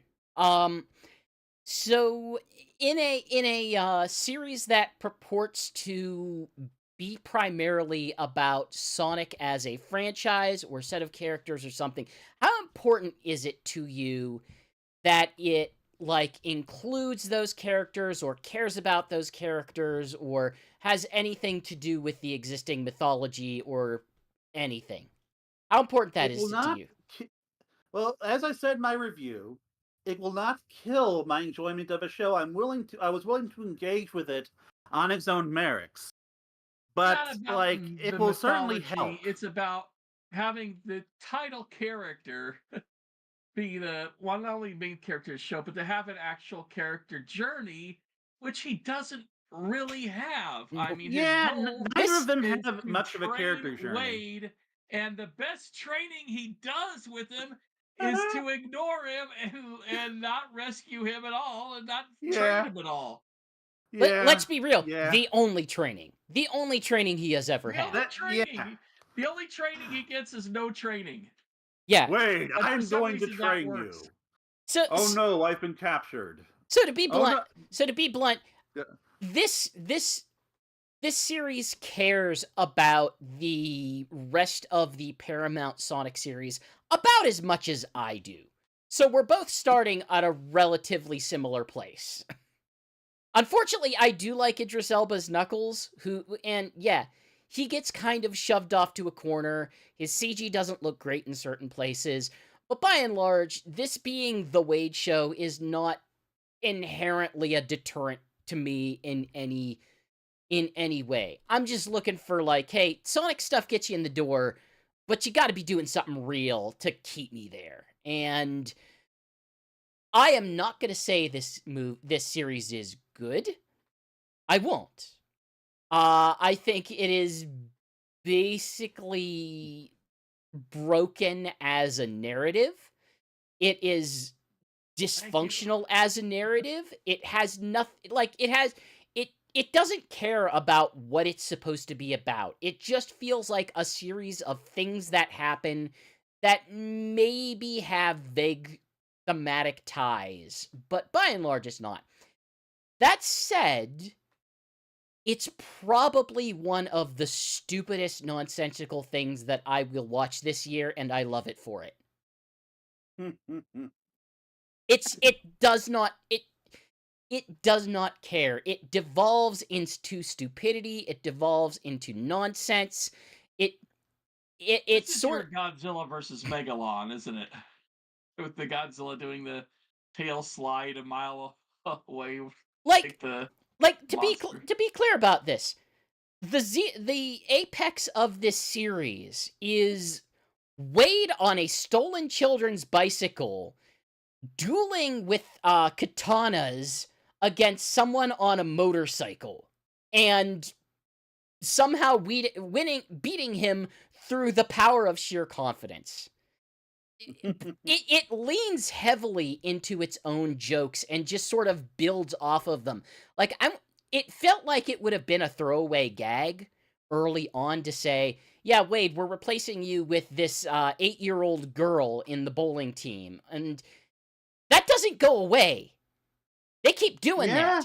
That becomes this part. This little 8-year-old girl does end up competing with the best bowler in the world, and apparently holds her own because she and Wade win. Yeah. Like in any other movie, she would be the star. It's I have an issue with a lot of the Fowler directed Sonic products, which is to say the way that they present sort of a joke is the movie is really worried that the audience may not understand that a joke is a joke, and it goes long enough that it's like it feels awkward, but not long enough that it's like awkward funny. Like comedy requires a really good timing, and the difference with the Wade's, I just call it the Wade series on on Impulse at this point. The difference with this series is that it doesn't really stop to savor any type of joke. It just keeps going, and it keeps balling up more insanity, and the characters are just everyone's just a cartoon character. This is just a live action cartoon with dumb characters. This is like the Popeye movie with Sweet Haven, where everybody's just acting like a cartoon. Yeah. And I'm gonna be honest, I don't really like it when human actors do the whole cartoon shtick. I hate Power Rangers. I've hated Power Rangers for a very long time. Like ever since it was exposed to me against my will on Disney XD way back in the day. I couldn't figure out why I hated that when I actually enjoy other tokusatsu stuff, like I mean, some of the Ultraman series. To be fair, like their acting is just ridiculously over the top, and it puts me off. And it's not nearly as bad in any of the Sonic movie stuff, including this, but it's still a thing I do not care for. And so when this series does that, I'm not laughing. I'm just kind of sitting there awkwardly waiting for them to move on to go back to Wade or something. Like, I'll be honest, like Kid Cudi, I'm not sure if he's a real actor, but his performance isn't very good. The Hound. I forget his actual actor's name. Is wasted. Like he's not he's certainly not doing Game of Thrones here. He's doing I don't know, discount There's Power nothing- Rangers villain or something. There's nothing But- original here. They're retelling Sonic 1 in a poor way, basically. They're doing him and Knuckles partners with the human. They go on a road trip. And he ends up fighting a guy, a bald man in a red outfit and a giant mech at the end. So he's trying to steal his power, and he gets unconscious, and the human has to help, and then the alien comes back up and steals his power back. This was basically what I was expecting the Sonic 1 movie to be. see that I think that's why I'm kind of into it, because like I had some notions prior to this coming out between the leaked scenes that they had and just some of the stills that we saw, some of the ways that they were describing it, and I was like, okay, I could probably lay out shot for shot what this is going to be, how these characters are going to act, what kind of relationship they have, and I even said some stuff on the show that was like, okay, I bet I know how Pachacamac is going to actually what his role is going to be here. And I was wrong on every count. Like, yeah, you were especially wrong about the FBI agent lady. Yeah, like, Jeez. I wish you weren't. Now, one thing, at least at one point, she says her motivation, and it kind of makes sense. Oh, I can understand her motivation. No, her behavior really firmly establishes her motivation. She is Wade's sister. Like, she is very much Wade's sister. I'm sorry. I was thinking about the gun lady, not the FBI. Oh yeah. I mean, let me. Wade's sister, Wanda. Yeah. Okay, so just to kind of address that briefly, none of that matters. None of that is actually part of the story. It's just the bookends that they needed to make a trailer. Like, those feel like they wrote the beginning and the end and then did not have any any sort of in the middle that they were really, paying for. Right. So it's like, I don't know, what can we do to fill this? And yeah, like I barely even consider the action segments of this to be part of what I like about the series. Like, they're just there. They're just there. I do enjoy some of the action segments. But I did like the bit with Wade's mother and Knuckles defending the house, and the camera was, spinning see, around. That was cool. That was well directed. Cool. But that was not because it was like a high intensity action scene. It was because of the way that they were framing that scene with characters flying around. Like, that in itself is hilarious, how that scene is composed. Just because of the importance that's placed around it, the way that they are shooting that particular scene, revolving around as it follows the action of the various characters, sort of fighting in a kitchen with kitchen equipment against, like, dumb thugs. And meanwhile, there's like Hava Nagila is playing in the background to let everyone know that hey, it's also Jewish. No, that just puts that's the icing on it all. Like, it's not like some action. Like, no, this is the cap on this entire episode and what this entire episode is about.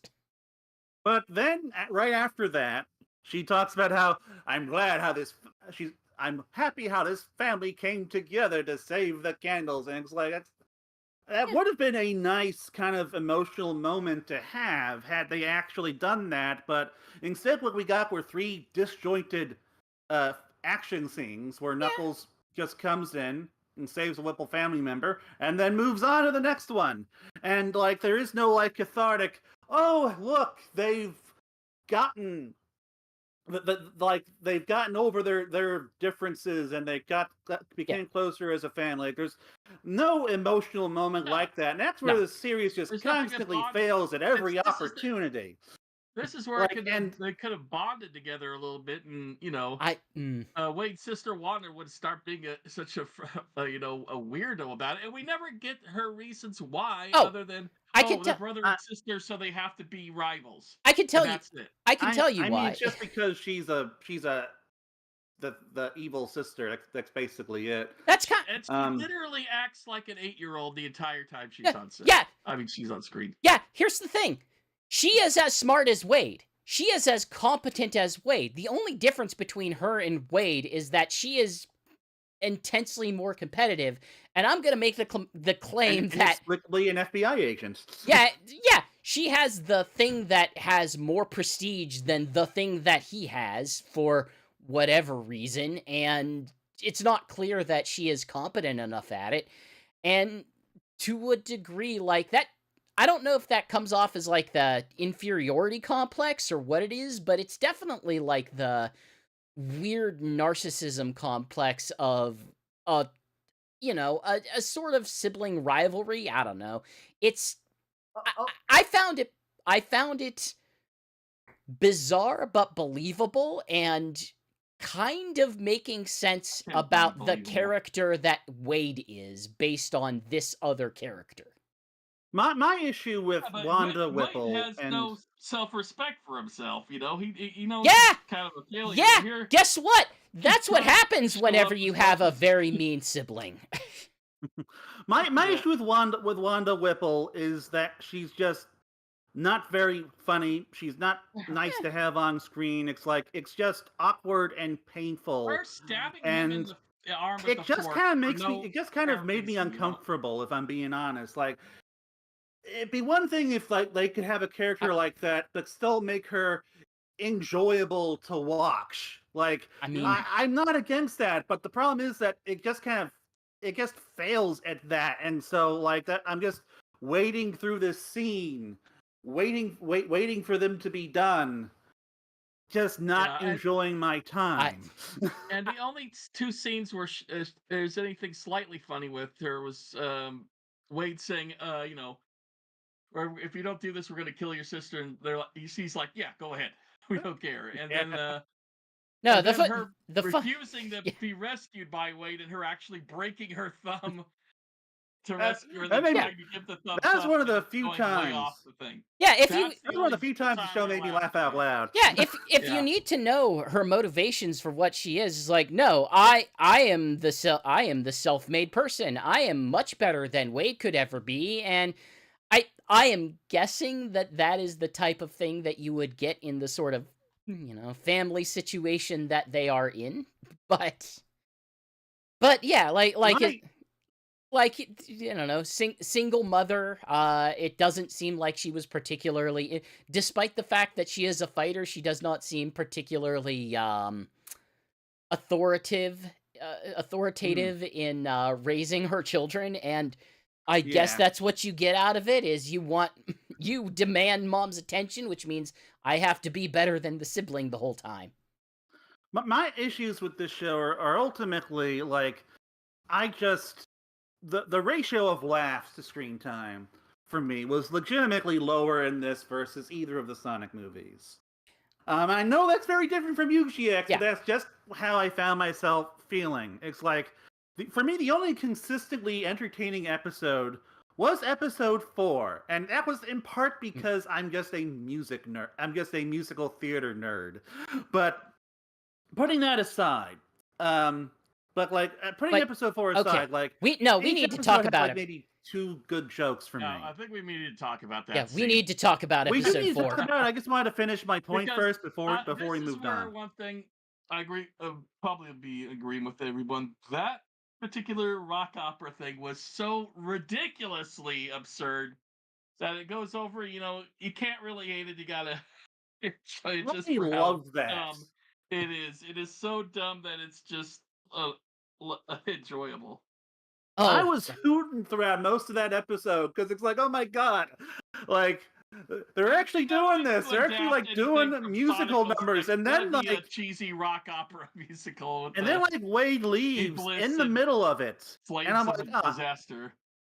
and then Wade like leaves in the middle of it, and I'm thinking, oh, I guess it's over because I wouldn't expect for them to carry this on for too long in a show like this, and then he comes right back and they do another one, and it looks like it sounds good. It has like pretty cool stagecraft and effects. It's like they like it has like a low budget high school vibe, but they're still like kind of rendering things like like the special stages and the rings and freaking Iblis from Sonic 2006. And it's just like pure live action stage God, effects, and it's so creative. Do you guys do you guys remember the Adult Swim's show Saul of the Mole Men? I remember it. I didn't like it.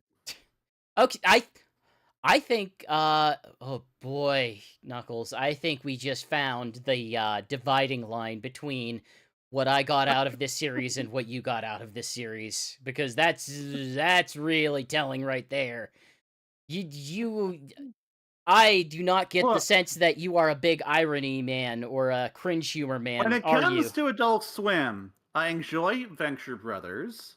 I enjoy Boondocks. Sorry, I don't I'm like gonna have Squidbillies. Do you like I hate Aqua Teen? Squidbillies. Aqua Teen, I can take it or leave it. Like sometimes I like it, sometimes it gets way too gross Oh or yeah, dark for me. so this series is not for you. Let me be clear about this. This series is way not for you. There's probably a very good reason why this hit with me in a way that it did not hit with you then. I am very much this. I do like C-Lab, but 2021 though. I do need to add that. I do like C-Lab and Okay. Harvey Birdman. Well, I'm not even sure I'd fit Harvey Birdman in with the weirdest stuff, but like, but there's this felt. I don't think subversive is the right word, but it felt irreverent in a way that I really liked. It felt like it knew that it was. It felt like it knew what it was going for at some point in it. It didn't feel like it knew what it was going for at the very end. It didn't feel like it knew what it was going for at the beginning. The middle of it felt like, we're just gonna be weird. We're gonna be incredibly weird here. We're gonna... I still feel like you're giving this show too much credit. Are you kidding me? The second episode, Wade has this big, long fantasy about how he's gonna infiltrate this base as a super spy using things from like a discount store that he goes in. And then he ends up blowing up his car. That was one of that episode's 2 laughs. But it's great because, like, no, it comes down to the weirdness of, like, okay, Knuckles, I've saved you. And Knuckles is like, I will reward you in the way that I reward all great warriors, with a hug. And then, as it's doing so, it's playing the frickin' cheesiest song that you should not play in modern culture. Need a hero. Which is waiting for a hero, holding out for a hero. Holding out for a hero. The one that they sing in Shrek 2. And the one that they sing in a lot of bad, like, I think I think even the Mario movie has. Like, it's so freaking on the nose. And I was ready to be mad at this until I remembered, like, oh wait, this is what's going on in Wade's head. No, this makes a lot of sense. This is like, I don't know if it's bad on purpose, a little but more the second time. Oh, it's really... And then, as he is hugging Knuckles in his fantasy, that's the point where it cuts. And you realize, oh no, they're actually doing this. They just cut to him in the thing, imitating what he's doing in the fantasy, and it's like, oh yeah, this is the awkward humor. This is what they're going. This is Wade, and I like what it comes down to is I like this Wade. I like this Wade, and I like the bizarre path that they go on, because the path of this, what they have done with Wade as a character is he has a childlike vision of what he wants to become when he gains victory, when he becomes a warrior, when he gets the dignity that he deserves. And in most films, what you would do is basically, oh no, I have to hit against reality, and I have to realize that it's different than what I expected it to be. And and because the world of this is so dopey, is so cartoony, has characters that are way more ridiculous than Wade himself. The thing that Wade accomplishes is exactly what he sets out to do. And he doesn't do it through a journey. Sort he of? does Like, not on the way he planned it. No, I mean, a lot of it doesn't have to do with it. But what happens is, no, he immediately gets what he was going for. It immediately turns him into sort of an awkward badass, but it basically turns him into his childlike vision of what dignity is. And he carries that through the rest of the series. And in terms of story design, no, that's not good. But it is funny. It is funny that they had the audacity to do that, because it is an audacious way to write a character in that format. It is a very untypical way to write a story. And given the tone of the rest of the world, I think it's kind of fitting in a very stupid way. I don't know. I guess feel like you're giving this series too much credit. Like, I'm not. I'm not even. I'm not sure saying if it. I'm not saying I'm- it's brilliant, but I am saying I'm not like even sure if the rest of the series actually. I don't even think the rest of the series really does that. The way he bowled the how dang you described perfect. things in episode 2. He stood up to his father. He stood up to the final villain in the way that he did, without with you know, being rather cowardly throughout. And you know, he had the foresight to be able to warn Knuckles at the end, in the sort of, and I'm not saying any of those plot points were good, but I am saying, like, okay, None of it was earned at all. no, saying, no, though, that's is- what's funny yeah, about it, is it wasn't earned. This is I fine just for don't find Wade's. that funny. This is fine for Wade's journey, but Yeah. like I said, Knuckles' journey. Here's another thing. Wade is off at a bowling tournament. It's the most important part of his journey that Knuckles helped him with.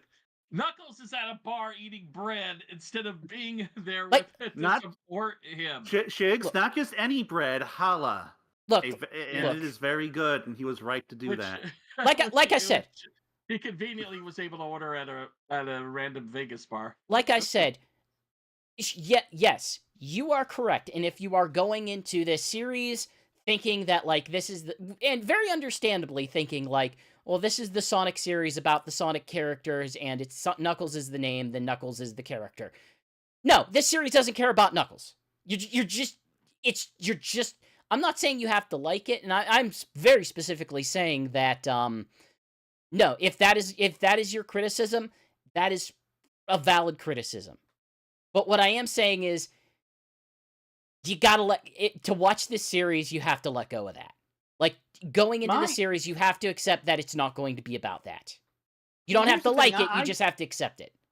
I did accept that. Like, I was willing to meet this series Yeah, on its but- own terms sure. as, okay, you are actually the Wade series. Sure. All right, I don't like Wading Sonic 2, but I'm open. I have to watch this either way. Yeah, but we have a podcast to do. But as so we I'm going to established, like, engage you on that. but as we established, like, it's not working for you on different levels. Like that. Yeah. Yeah. Right. Wade just doesn't have any kind of character's journey of his own. Like, nothing he does feels earned. No. Him and Knuckles have no relationship, no chemistry, and Right. and without that, a lot of the series just feels like it's lacking in terms of just character. Yeah, it doesn't care. And It doesn't. yeah, It is. and- It is. This is not a story with a plot and an aim and a goal. It just is not. It is not a traditional story in any sense of the word. It is practically a screwball sitcom. Like that. So- that is what I feel it is. It's not about things. It is maybe vaguely about Wade as a character, but it's not really about an arc to his journey. It's just So a this- bunch of this weird crap that fails in happens. terms Here's of- part of my problem is when I was watching Sonic 1 and 2, Wade was at least, slightly funny in how kind of goofy and stupid he was. Eh. And that's where that humor from that came from. But in this series, the humor from Wade comes from Wade being abused by others. Like like Barney Fife being assaulted, and I don't find that particularly funny. Oh, I do. I find I I don't mean, like. it was Don't, funny when Ryan Sinclair did it, I think.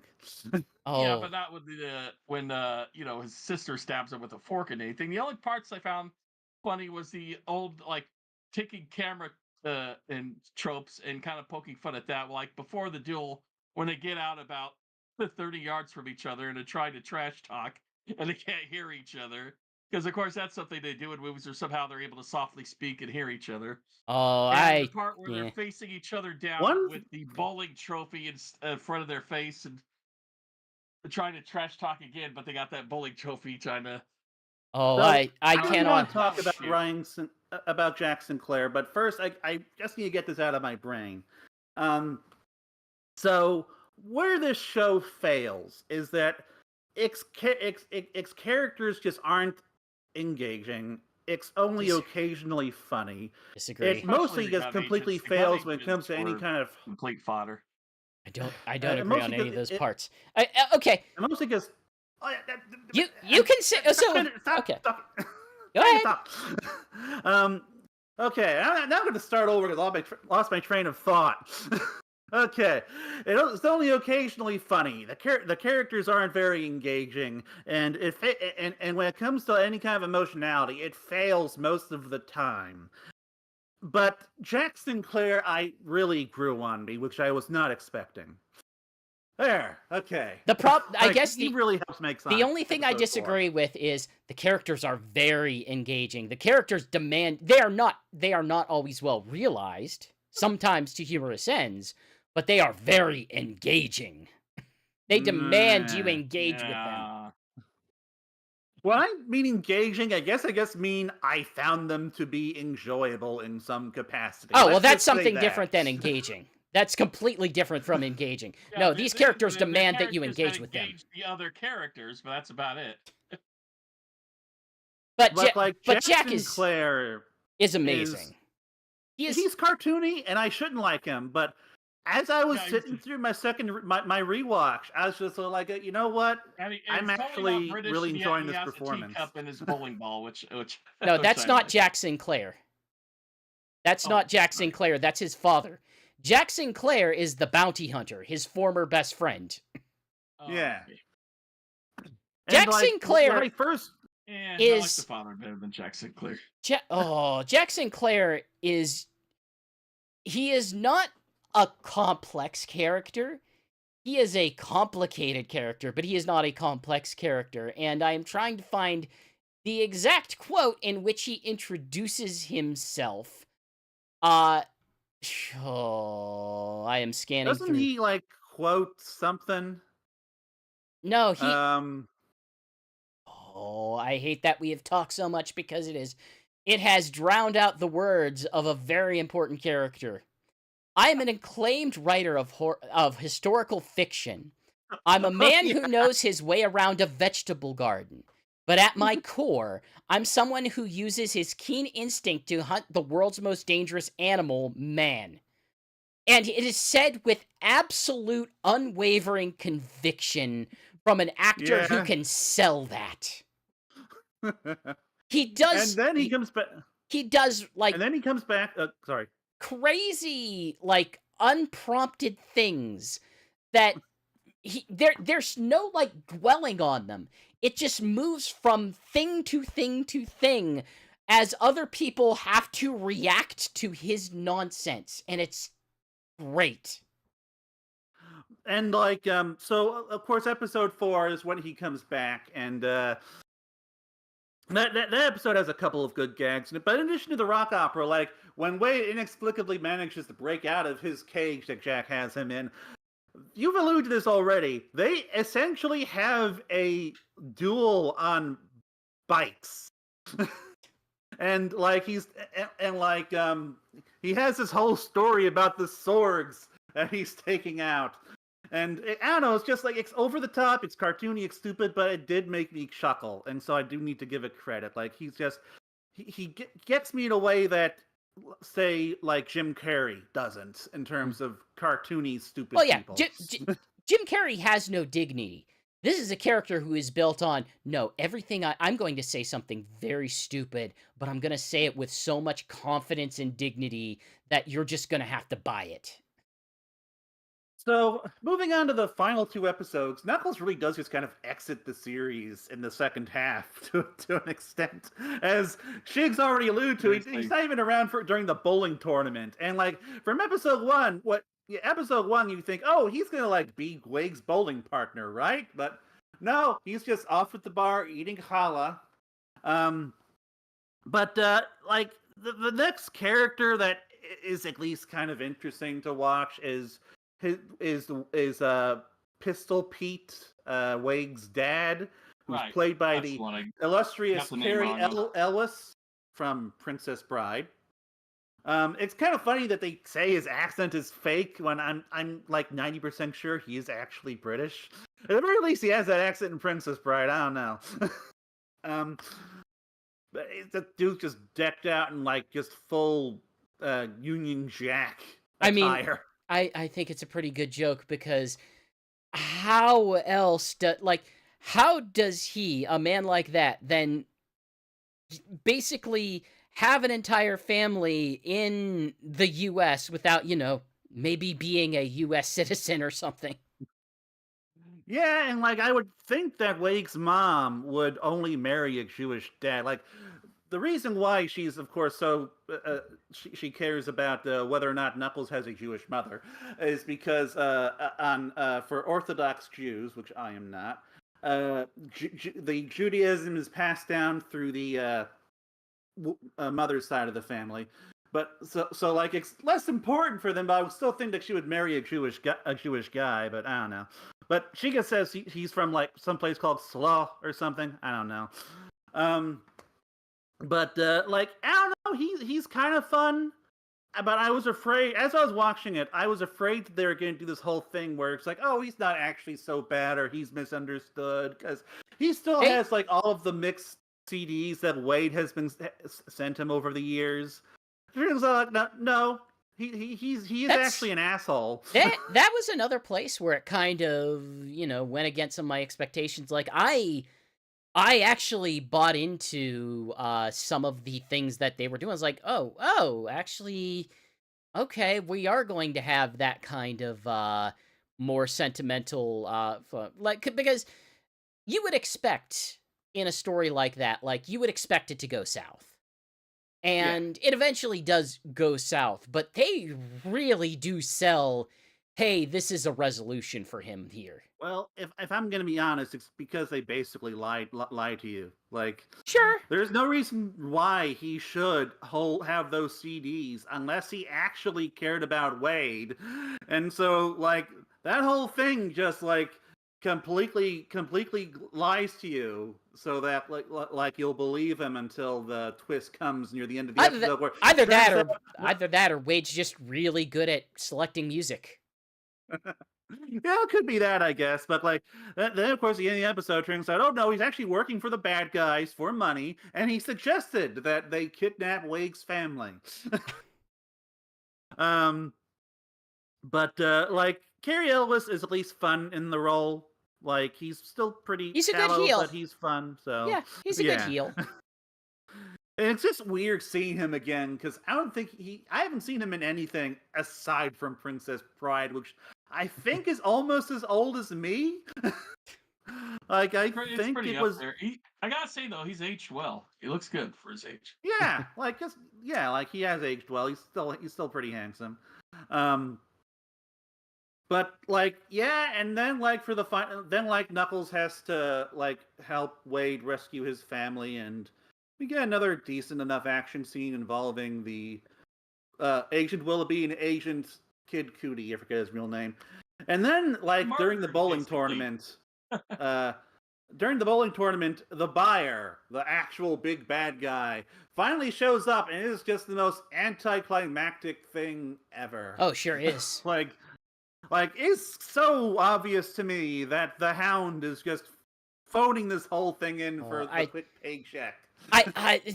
So obviously this is not on the series to get this for it to be funny, but knowing for as long as I did that because of the storyboard leaks, that this was just going to be the final scene of it, and seeing how it ended like it did, just having the build-up amount to nothing was Almost a perfect amazing. I perfect loved end. it. I It's hated almost it. a be I perfect was end copy of the Sonic Rory 1 McCann is ending. his name. Like it just ends, Yeah. and then it's like the after credits is just Knuckles has a scam now. I guess the warrior. It's like, here we are. All here, the rest of us are thinking, oh, okay, it's time for. Is that his conclusion? Is he got a jam Yeah. instead of actually Knuckles got stopping anybody becoming a warrior? You know what though? Knuckles got a family. Knuckles got a family in the way that he didn't In quite fit Sonic in. 2. No, in the Apparently, way a that he didn't Jewish quite fit in family with now.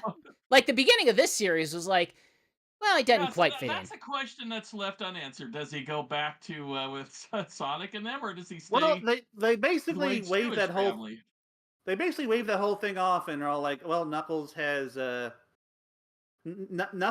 decided that Earth is his home now. It's like it just kind of happens. One of the many developings that gets no build up and just happens because the story needs it to happen. But like here the rest of us are expecting that they're gonna, like, I don't know, give us some kind of Sonic 3 hint, like some kind of after credits things, some Sonic I think GX is character. gonna argue this point, but I think the buyer, if they wanted to keep something interesting, make the buyer Rouge and make her a secret until the last episode. She's Like, just No, I'd be fine. there to hunt the Master Emerald, and she needs Knuckles out of the way because of his traps or whatever. see, that would I have think been that would've cool. been- That would have been interesting, especially since, like, basically the buyer is the same character as Agent Willoughby, except he gets less screen time. Like, they He's both are just basically the same disillusioned character as gun agents. Robotnik. Look. At the end of the day, I am actively acknowledging that this thing is a trash fire, and my positive reactions to it was, oh man, what's the next freaking stupid thing they're going to show me? Because every episode they're going to give me something incredibly stupid out of this, and it did not disappoint on that level. So, yeah, I mean, I understand Like my mother why. and sister, like why they watched the Kardashian show, is they like the train Yeah. wreck aspect of it. Uh, I don't think it's as bad as that. I am It more. isn't. No, I I am mean, more like, interested to see, like, okay, if the Kardashians in every episode were, I don't know, trying to recreate Jackass, maybe we'd be somewhere. But no, I'm just looking for, like, okay, I did not expect us to get to this point. There is no way I could have fathomed that we are at this point. Why are we at this point? How did we get here? I don't think I have a good explanation. It's so ridiculous, but everyone in the series is treating it normally. This is amazing. I like you have to understand. Speaking of that, it is so weird to me that, like, that the Sonic characters just, like, casually appear at places and no one, like, seems to be all like, oh hey, Well, oh my here's the thing. god, it's an alien. It's just like Here's the thing. they're normal. The I kind of wanted to talk about that. The family does react. You know, the mother faints and they're kind of freaked out a little bit. I want to get. By the way, can I for just the touch on the bowling fact that the bowling tournament, they Okay. explained that there was a mascot, sports mascot thing Oh, going yeah. around. So that actually made sense for Oh. Knuckles to be there without being recognized. I But mean, I the bowling- guess, except it doesn't look anything like a mascot.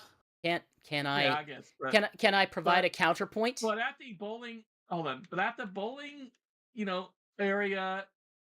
Well, I guess in Green Hills, they probably know who they are, huh? Okay, Come to think of it. here's my counterpoint. Have you met every other character in this series? This is not a smart world. This is not a world built on rational people, man. This is a Yeah. world built on cartoon logic with cartoon characters who are people. That is why they just do it. And by the way, I do want to add that in episode 6, they do explicitly say that an extraterrestrial crashed a bowling tournament 50 years ago. Which, of course, means that in the canon of this universe, you could probably say that Shadow the Hedgehog was at a bowling tournament and, like, crashed it. Cool. I feel like And them I having doubt they'll follow that ESPN up. ate the Ocho there. That was I mean, so there's two things. Number one, that could be the reference. It could also just be a stupid throwaway joke, because that's the kind of stupid throwaway joke I'm sure that they it's a would do. super throwaway joke, but at the moment, I'm just enjoying the potential idea that Shadow the Hedgehog was at a bowling tournament. Look, if you want to make me the Sonic the Hedgehog 3 that I want to see, yes. I don't think they will give that to me. Like, I'm just trying to be realistic here, man. I don't think they're going to give me what I want. I mean, I kind of don't want you to get what you want, but I do also want you to see the movie, so I'm a little conflicted. Well, I'm not. Let's put it this way: I'm not going to get either. So, So, um, oh, right. So, like, I think ultimately, Wanda Whipple kind of summarizes just my issues with this entire series in that she is very awkward, she isn't funny, and they seem to completely misunderstand the sibling dynamic. But apparently, at least for you, no, there is just something engaging about her. I understand. No, I understand the sibling dynamic. Like, no, I said they misunderstood. No, I don't think. How I you're don't supposed think. to handle sibling dynamics. I don't think they misunderstand at all. I think this is on purpose. I think they know what they were doing. I'm not going to argue that it's the perfect. It's the perfect way to present that, but I am saying they knew what they were doing.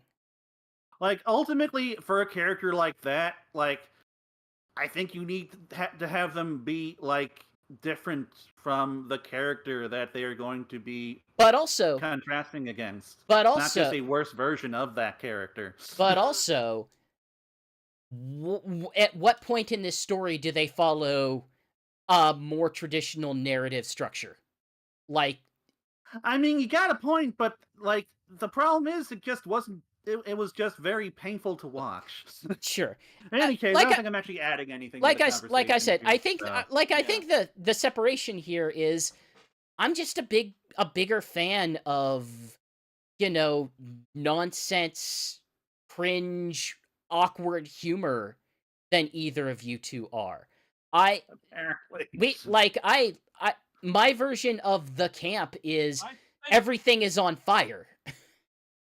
I think what you're getting out of it is that if it's going to be stupid and over the top, let it be as overly stupid and over the top as it can get. Exactly, and it kind of delivered on that. It certainly was more stupid and more over the top than I was expecting from it based on the other stuff. If it's gonna be a trash fire, then pour gasoline on the trash fire, and they poured a hell of a lot of gasoline on that trash fire.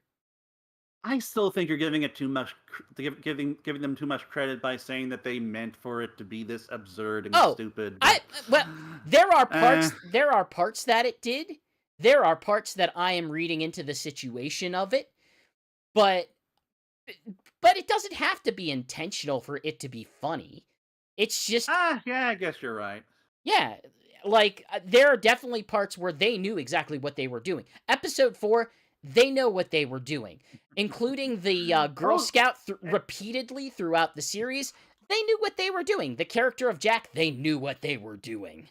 And episode 4, directed by a member of the Lonely Island. Yeah. So, yeah, like, I could definitely believe that a lot of episode 4 was supposed to be the way it was, at the very least. It is really insane to me how much the Sonic fandom really hates that episode in particular.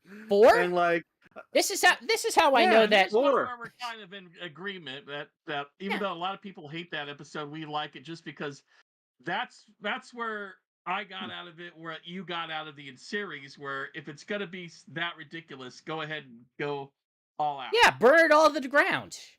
And meanwhile, like a lot of people in the Sonic community, like, Ass doesn't have Knuckles at all, and they like had the Iblis monster talk about searching for things on Facebook. It doesn't have Knuckles the character, but at the same time, it's all about Knuckles. We got Wade in a Knuckles costume. Yeah, we're getting Knuckles' backstory through a rock opera. Like I said, if your argument is I came here for Knuckles and I didn't get Knuckles, that's valid. Like Yeah, I I get guess. that. It's just that it comes with an understanding that I am not necessarily here for these characters. I didn't like well, I can't say okay.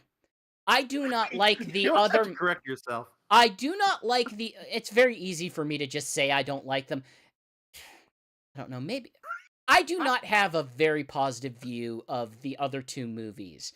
Any of the humor that those movies are going for, I felt fell flat on its face, that they just don't none of it really jived with me. It didn't feel like the timing or the execution worked, and it has a problem where you have the main lead character and the main lead villain being absolute hams and trying to ham off of each other. And I don't find either of them to be particularly good as lead characters. Like I enjoyed none of it Sonic. works for me.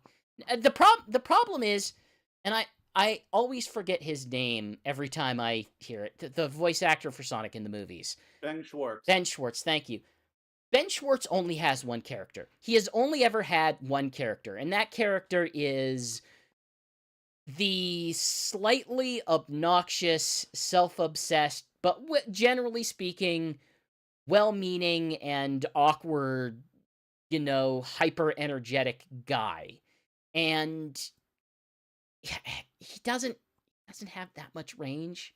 Is he still kind of that character and everything? And there's not a lot of nuance between his Sonic and any of his other characters. And I don't think he works as a lead. Like, If I'm going to be honest, I think his Sonic works quite well. Like, I don't no, necessarily disagree with you about his range, but I think no, no, his no, no. range is perfect for this Sonic. His Sonic is fantastic. I think he is very fitting for this Sonic. I just don't like spending a lot of time with this Sonic. I can't put like it's the dual nature of what I have with these I have with these movies is I think these movies are fantastic in creating a modern interpretation of Sonic that fits with the ways that Sonic probably needs to evolve in, 2024. Also, I find it super annoying and I really don't want to engage with it. Like I feel both things at once. This is great. I'm sorry, this is a great version of what it's doing. I don't want it. So, um, Shigs gave this a 2.5 out of 5. I gave this a 2.5 out of 5. What is your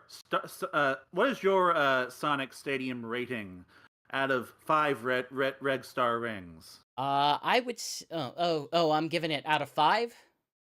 Yeah. Give it out of 10 if you want, if that's easier for you. Let's do 5 but do the halves. I'm going to say 3.5.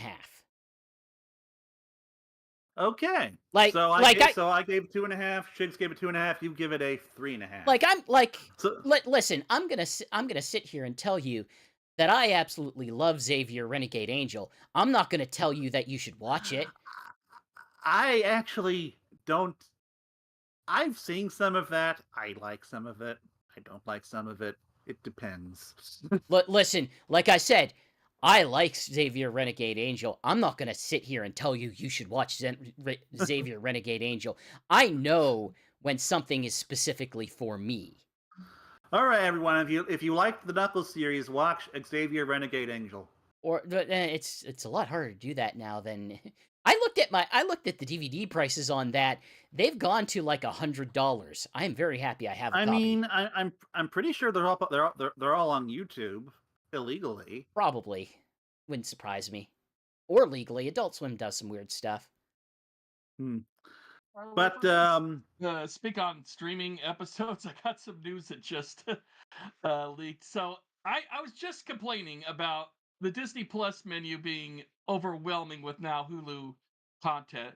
We just found out that Warner Brothers wants to merge Max with Disney and Hulu, and they're gonna do it this summer. Oh So you're God. getting Disney Oh, Plus, no! Hulu, and Max all in one streaming It's service. the Omni Corporation! It's actually real and it's coming for us! I'm gonna have to look that up. Because that just doesn't seem real. That's where that phone call came. Was my brother? When I had to mute I mean, at the this point, mic, and then I looked it up on Twitter, and several people were talking about it. So, like, hey, anything wants to compete with Netflix, and it might be the only way they can, but also, like, Warner would very much like to pay off some of its debts. They have so many debts that they probably want to pay off, and And streaming just isn't as monetary thing that everyone thought it was. It's not making anybody money. you know what? the You know thing what? about streaming is, y'all, like they shouldn't have they started killing off their other revenue streams while they were doing that. Like, keep making physical things, keep putting things on TV. Come on. Or more importantly, license your streaming stuff out to other streaming services. That too. That's the thing Well, you do, because you actually get to... what Universal and Warner Brothers has been doing that. That's why Yeah. Netflix gets like, you know, this Despicable Me or Minions from time to time, or they get the Super Mario Brothers movie or some of DC stuff. Oh my God, we're gonna have And Marvel and DC movies all on the same service. That's just that's weird. gonna be weird. Mm. Okay, so So do we coming have any final thoughts on Knuckles? coming soon to Disney Max Plus, Knuckles the series. All right. Well, I mean, I guess if they Season merged with 2. Paramount Plus, we might. We you know what? We could very well get a season 2 of Knuckles. I mean, what the current rumor is, like, after Sonic 3 that they might do the Shadow Show. Yeah, like that would make the most sense. But Knuckles has done quite well for them, so who knows? Oh, Now, like, picture the Shadow Show in the vein of the Knuckles show. Now we're talking. wow. Now we're here for GX. Yeah. GX is eating good. I really hope they don't give you what you want. Yes. Actually, since I don't really like Shadow as a character, that now I'd be interested to see how bad that would be. I've got the big God. wide Grinch I'd be smile interested in here. watching that train wreck. Well, I guess you know what, we might as well just I might as well talk about what I personally guess my overall thoughts on this. I thought we got your some overall things thoughts we haven't multiple touched on times already. So like I didn't going into this, like I didn't know what to expect. Like you all can like read my article about what I was hoping for the Knuckles series, and compared to what they actually did, pretty freaking ambitious. And for me, it was like I just wasn't sure how the economics of this whole thing was going to work. Turns out they didn't. Yeah, like because like, you know, how do you make a TV show that is centered around a character that is like this high budget Hollywood movie character, and it turns out you just keep him out of most of the movie. And you keep everything very down to earth, lots of and with lots of location shoots. And like that's very disappointing for me, if I'm being honest. Like, because a Sonic show could be so much more than that. And I'm hoping that in the future, in the future, if they do more Sonic shows, they either have bigger budgets so that they can use more CG characters, or they just go animated. Like, you know what I would love to see? I would love to see a Knuckles Chaotix TV animated cartoon. I mean, you want to see Knuckles Chaotix set in this anything. Let's be universe. real. But like, you know, like the Chaotix are like the ones Like set the, of Sonic characters that can really work on their own. Like the bonus feature in Sonic 2, where they had a little short animated short that still kind of looked Yeah. like it didn't look like action. You don't get them making a whole model for an additional short, like especially 3 of them. No, like, my expectation was that they were going to do something like they did with that short, where that like they particular used short the is what movie might be a little models. high budget, because it did look live action without, being live action. They use the models from the existing movies, but they just render them in a lower quality. That was my expectation for this show, so that it's like sure did cheaper that. and easier to animate. But instead, like this does look very close to the movies, and that seems to have just come at the expense the most part, but there's times And where that he scene does looks kind of exact, but it looks feel very, like very good. there's times no, where he does seem to pop out. He's not, like he's there, not exactly in the background there. Like there. he's I'm not even gonna go that far. there's There are some times where when, I talk when they're Okay, talking to you guys gotta Knuckles, stop where it's talking over each other. obvious they're not talking to anybody. yeah. So no, Shigs, what were you saying? Sorry, GX. I'm saying Shigs, there's what did times you just say? where Knuckles is there with the actor, and the actor is looking his direction, but you could tell that when they're acting towards him, that they're not acting. Even their eye level sometimes does not meet up. Like All he's right, just not actually there.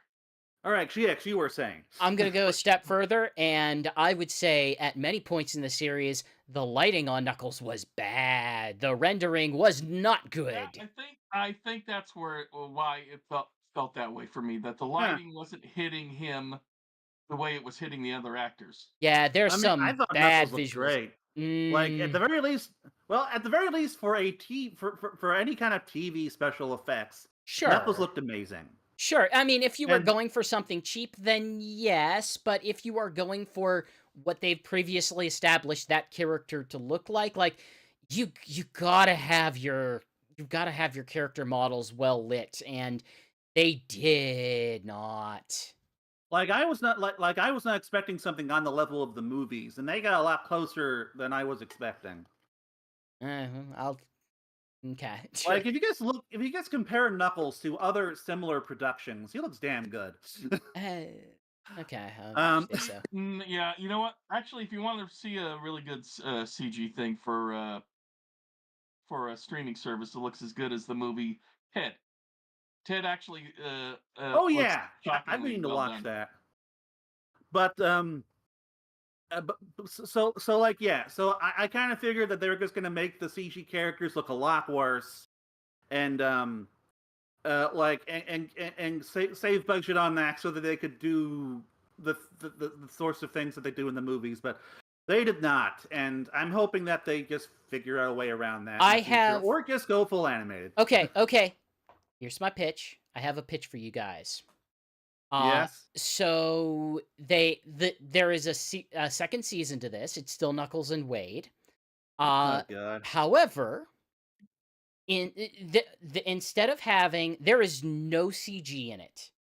They include Knuckles, but Knuckles is a puppet the entire time. The entire time, Knuckles is the puppet. And you're referencing this because they have use an the actual puppet. Muppet reference that they use during No, the production of the show. Shigs.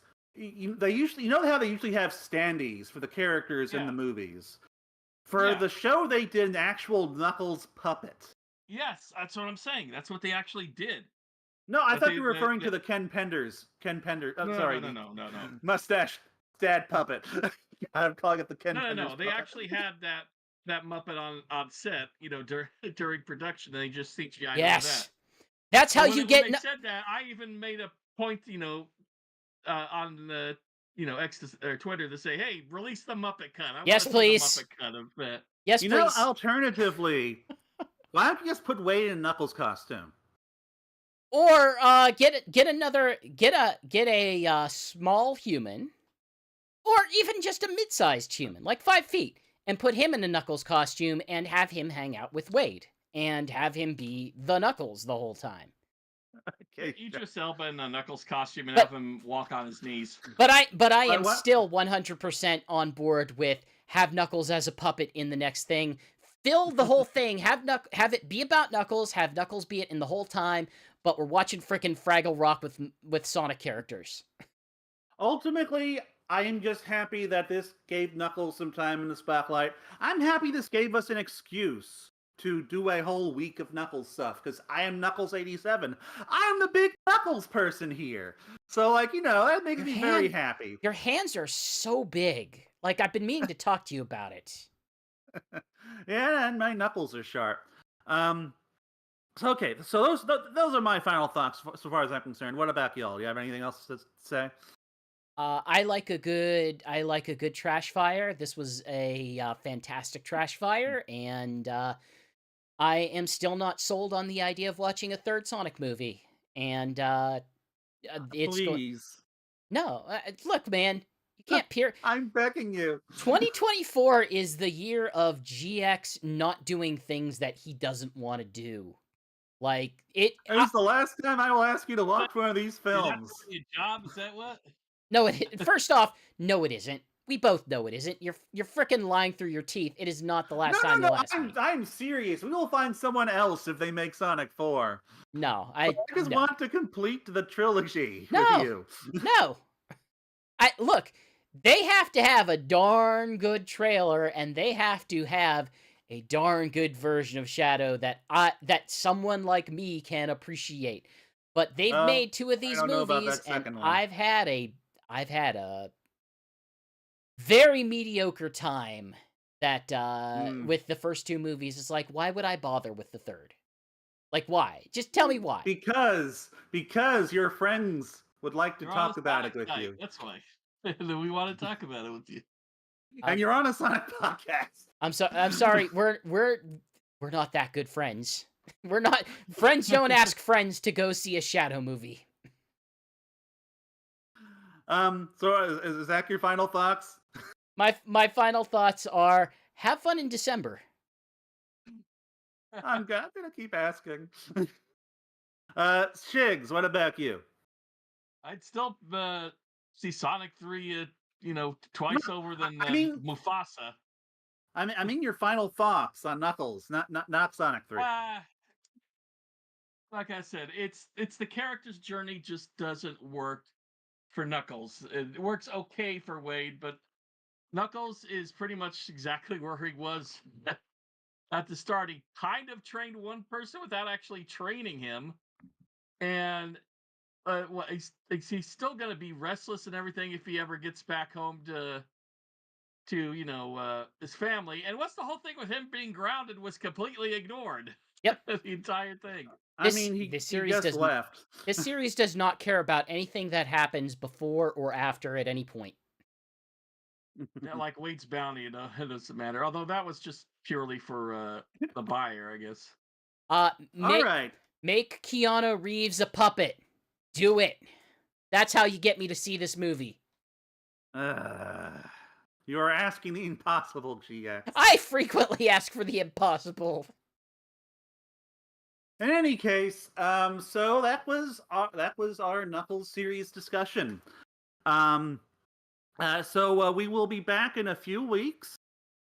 By then, we will hopefully have played the Sonic Rumble closed beta. Don't know if we'll be able to talk about it if we do get to play it, but fingers crossed. And we should finally have the Sonic 3 trailer, which GX will watch and enjoy enough to decide, yes, I will watch the Sonic 3 movie for the Sonic podcast that I co-host. So who's asking for the impossible again? Like, unless that trailer's full of puppets, like, we're starting on bad ground. I think Alex is gonna live and learn. No, I'm going to continue to hope and beg. Can we get a Johnny puppet? Can we get a Johnny the Crush Johnny 46 puppet? Yeah, can we get him in Muppet Jolie. form? That's how I want that song performed. I want him and June, and I can't remember the name of the bass player or the drummer, but I want them in Muppet form playing that song. Maybe in like a pizza restaurant. Oh. And we will also be discussing lots of IDW, which I'm going to force GX to read. So we're gonna do Fang, the miniseries, and I think there's also a spring Sonic one shot. I don't know, but we'll be talking about Sonic comics too. So join us at the end of the month for more Sonic discussion. In the meantime, pay attention to Sonic Stadium for all of the news and stuff that's going to be happening. Yeah. Tune in on Friday for the latest Sega Sonic Radio. You can catch all of our Knuckles Week content over at sonicstadium.org, as well as the latest news on, the major Sonic games announced. Head there. We are still one of the internet's oldest Sonic fan communities. We've got forums, we've got Discord, we've got plenty of news and reviews, and and we've got some other videos. We always appreciate a like, a share, and a subscribe over on either the Twitch or the YouTube or both. And you can head over to our new YouTube channel, Sega Sonic Radio. Just search Sega Sonic Radio. You can find it. It's going to be the one called Sega Sonic Radio. Give that one a follow. It needs some more follows. If you like Sonic music. It has new Sonic music every week and quests and other stuff. As well as some Sega music and some non-Sega music. All of the above. But not enough puppets. We really got to get more puppets. You sure do love puppets. A Sonic show! Yay! Yeah. I know you like Muppets, Shigs. I also like Muppets. Muppets are very cool. All right. Yeah. Peace all. See ya. See you later. Bye-bye. YouTube has ended. Bye.